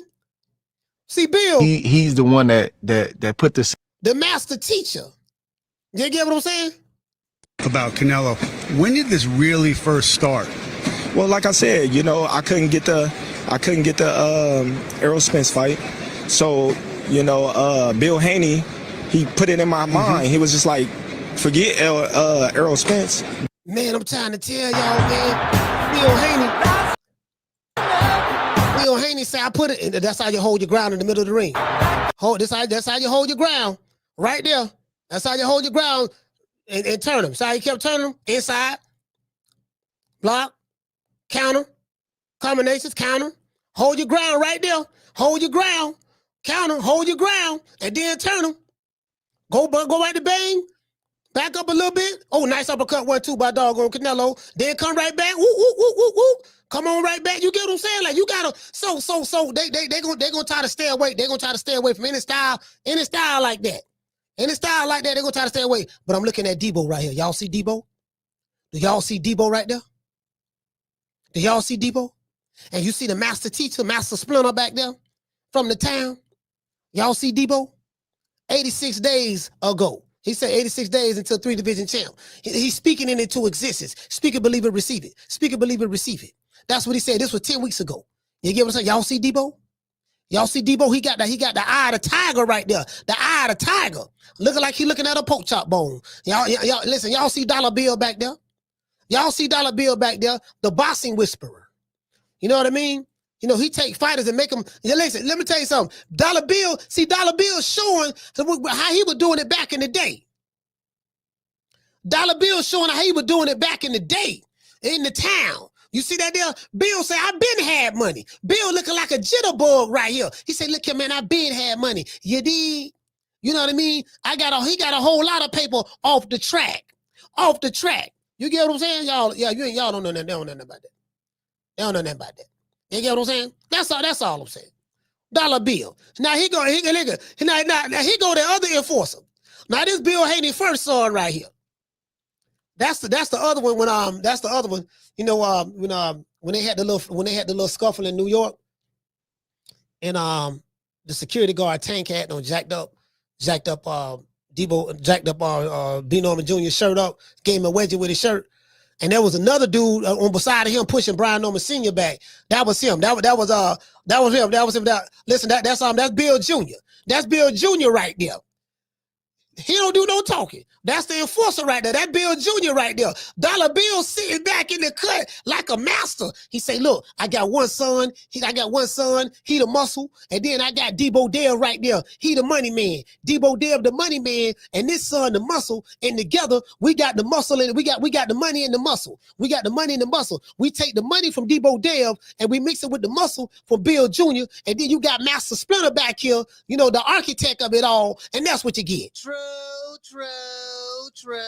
And then you mix it. Then you mix it with a little bit of sniggity snack. You mix it with a little bit of sniggity snack. You take Debo Dale, and you mix it with the muscle, Bill Jr., and then you take Dollar Bill in the back with the game from Oakland, and then you mix it with a little bit of sniggity snack. That's a recipe for millions and millions of dollars. You get what I'm saying? Y'all don't know nothing about that. You got to be a visionary. You got to be a visionary. Can that down south Georgia boy handle that? Daniel call him Dweebo. Daniel, take that back. Hey, listen, shout out to Dr. Tony. Dr. Tony, what's going on, fam? Shout out to Dr. Alley as well. Shout out to Dr. Alley as well. Hey, what did say Curtis Ross say? So Bill got 3 or 4 baby mamas? Now, hold on now. Wait a minute. No, he got, I don't know how many baby mamas he got. Yeah, I think, you know what? I think he got about 3. I think he got about like 3. You know what I mean? I think he got 3. I ain't snitching now. I ain't snitching. You know what I mean? But, I think he got 3. That's what I think. But you got to understand, though, back in the day, Papa was a Rolling Stone. But then now, when you got, see, Curtis, what you got to understand is this, fam. Now when you got like, when you taking the game and then you jumping into the sport of boxing and then Bill was so much more advanced because he came from Oakland, right? And he, now sources say he used to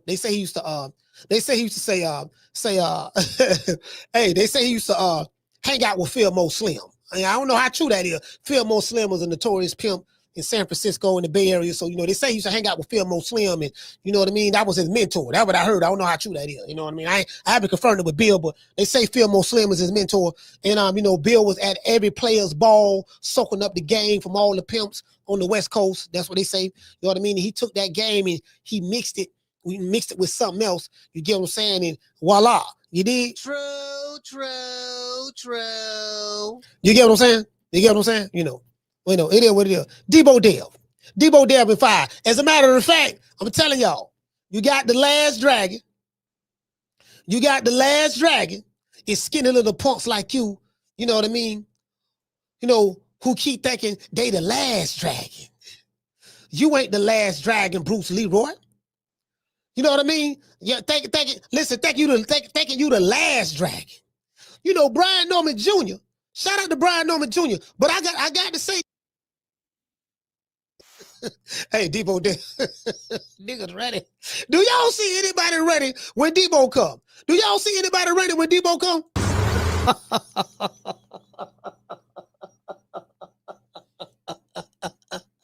Here go Debo Dale. Heard what Debo Dale said? Shut up, punk, before I knock your ass out. What chain? Won't you give him back his belt, Debo, and stop tripping? What belt?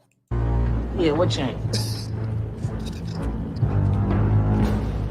And he gonna turn his back and walk off. Hey, and he gonna turn his back and walk. Man, why y'all ain't help me? Why y'all ain't help me, Dad? Why you ain't help me, doggo? Why you Debo took my belt? Why ain't nobody help me? You did? Let's give everybody a round of applause. Yeah. Hey, Miss Scotty. Hey, Miss Scotty. Hey, why y'all ain't help me, man? Why y'all ain't help me?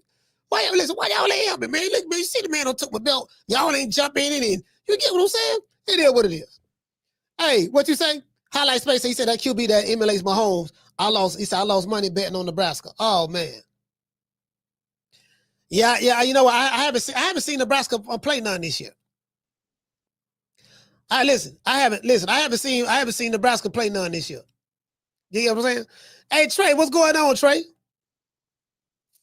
Hold on, who is this? Let me see what this is. What is it over here? The moderator, the moderator's got everything in check. Y'all got everything in check. Who the hell is this? I'm trying to see who is this.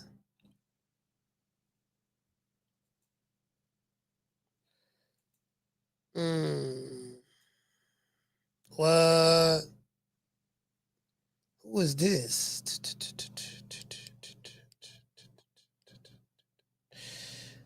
Yeah, this is a troll account.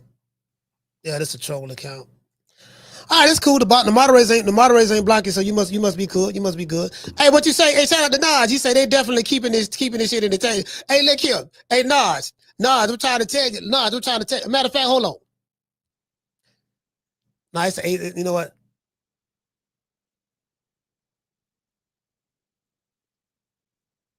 Damn. Hold on, I gotta call somebody. Shout out to Nod. Shout out to Highlight Space. What's going on, fam? He say Ryan exposed their obsession with Floyd. This ain't new. Oh, yeah? Hey, Highlight Space. Wait, what did Ryan say?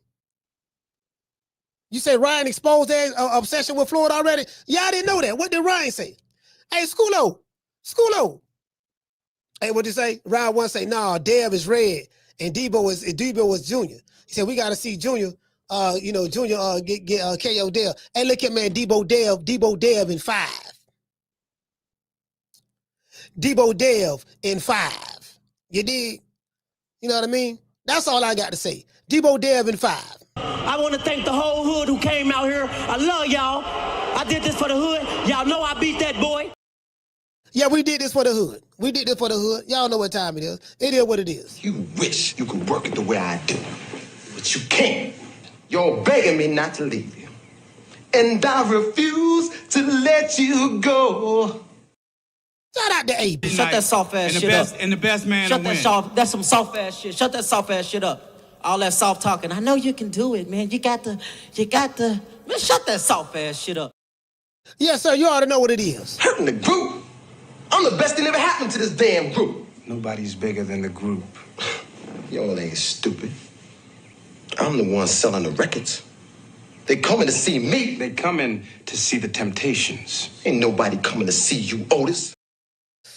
Hey, what you say, Dr. Mario? He say Shields is Felicia. Oh, you say talking about Carissa Shields is Felicia? Hey, so if we remake the movie, who the character's gonna be? So we gotta have Devin Haney being Debo. We gotta have Devin Haney being Debo. We gotta have that. You get what I'm saying? Make it last. Make it last forever. Don't let I love you.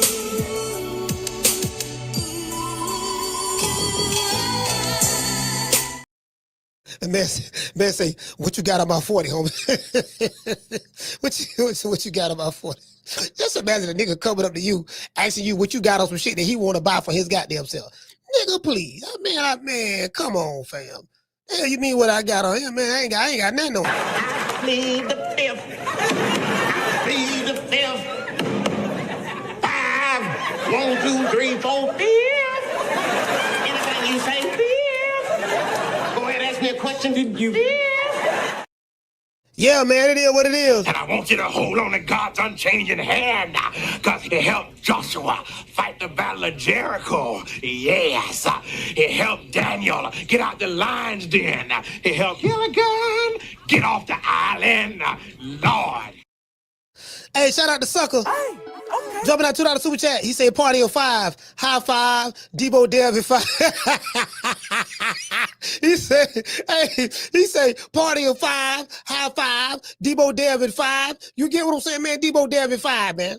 Bill Haney over there. Well, he quiet though. Listen, man. He gonna come back over here one day. When he come back over here one day, he come back over here. I'm back. Look here, man.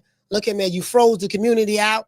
You went over there to the white folks. You went to doggone. You did a couple of interviews with Fight Hype and all them and fights. You know what I mean? All that stuff there. You hear what I'm saying? You went deep underground. This is that y'all act like y'all went inside of a hyperbolic time chamber and you was training with Goku and Vegeta, getting ready for the big battle or with Black Frieza and all that stuff there. Man, look here, man. Look, it ain't y'all ain't fighting nobody but that down South Georgia boy. You know, he got his lunch pail, he got his overalls, got some oil stains on his pants, oil stains on his t-shirt, oil under his fingernails. He just gonna, you know what I mean? That's it. You know, that's all you got. You know, that's all you got. You got that there, man, and that's what it's gonna be. I'm gonna give everybody a shout out right after these messages. You dig?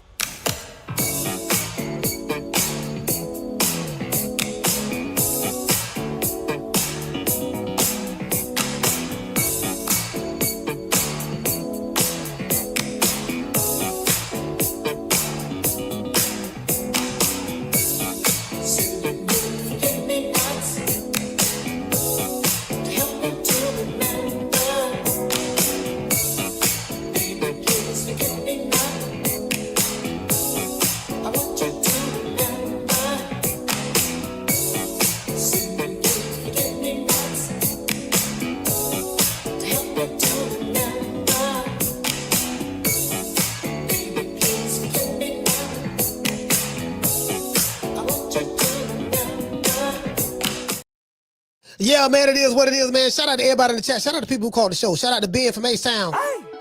Jamie from New York. Coach Eddie from the ATL. Martin from Oakland, Deep East Oakland. Shout out to Mason. No, not Mason. What's his name? Shout out to the brother. Shout out to Mayo from the Shy. I can't read my own handwriting. Shout out to Miss Black Panther ATL. Salute to y'all. Shout out to Mika Lovem. Hollow Davis. Shout out to Brian Norman Sr. and Jr. Shout out to Debo Dev and Bill Haney. Shout out to we got Nodge. Shout out to Virgil Ortiz and Boots. Hopefully y'all niggas stop. Hopefully y'all fight each other. Other than that, that's it. You know, y'all fight each other, bro. I give y'all a shout out and shit like that. I ain't in love with neither one of y'all, but hopefully y'all fight each other. It is what it is. Shout out to Summer in November. Shout out to who else we got in the building? Retro Gamer. Let's see. We got Mika. Shout out to the lovely Jessica. Shout out to Tila. Let's see. Shout out to WMS. Curtis. Dr. Mario. Shout out to Schoolo. Mr. Tomato Can. Shout out to Shaw Cool Hands. Big Ron in the building. Ronald Finkley. Shout out to Damian Bennett. Salute, brother. Bill Baltimore, stand up. Shout out to Amaro, man. Philly, stand up. Man, shout out to Philly, man. It is what it is, man. Shout out to Philly. Shout out to Round One. He say, what did he say? He say, Coach, Devin is training with Yamcha. Man, he training with Yamcha. Yeah, no, hey, look here, man. Hey, man. Hey, Devin training with Yamcha right now, huh? Shout out to Dr. Tony. Shout out to Daniel. Benny Bronca. G5 from the Bronx. Shout out to Kendall Price. Shout out to Miss Black Panther. Chastity. Hey, listen, Chastity got a YouTube channel, man. I didn't know she had a YouTube channel. Like, drop videos. I was over there looking at a couple of videos. She did a real good one about Carissa Shields, about legacy and the reign and all that stuff, about Carissa Shields and Layla Ali and stuff like that. So, yeah, man, yeah, you know what I mean? Anybody got a channel, man, y'all know we want to support everybody, you know? Shout out to Trey. JC in the building. Who else we got? Shout out to, let me see. Yeah, you finna get blocked. I'm gonna just go ahead and get you off the block right now. The moderators didn't block you. I don't know why they didn't block you, but I'm gonna block you. Create another account. I know you will. Shout out to, let's see, The Opinion Sports Show. Shout out to the lovely Miss Connie. Can't forget about Tila, Northside, stand up. Let's see who else we got. Shout out to Clint Cummings. We got Miss Black Panther. My main man Schoolo. Shout out to JC. Dr. Mario in the building. Who else we got? We got Dr. Mario, Dr. Paul Evans. We got Dr. Ali. We got Daniel, the Voracious. Shout out to This Is Voracious. Let's see. Shout out to Wayne Kane. Look like I'm seeing the same names. I'm starting to see the same names. When I start to see the same names, I think it's over with. I catch you guys on the next one. You know my motto. Don't meet me there, beat me there. Peace. Peace to the family, man. I catch you guys tomorrow. November 22nd is almost here. Peace. Man, I'm out of here, bro. Let's go. Man, I'm out of here, bro. Let's go.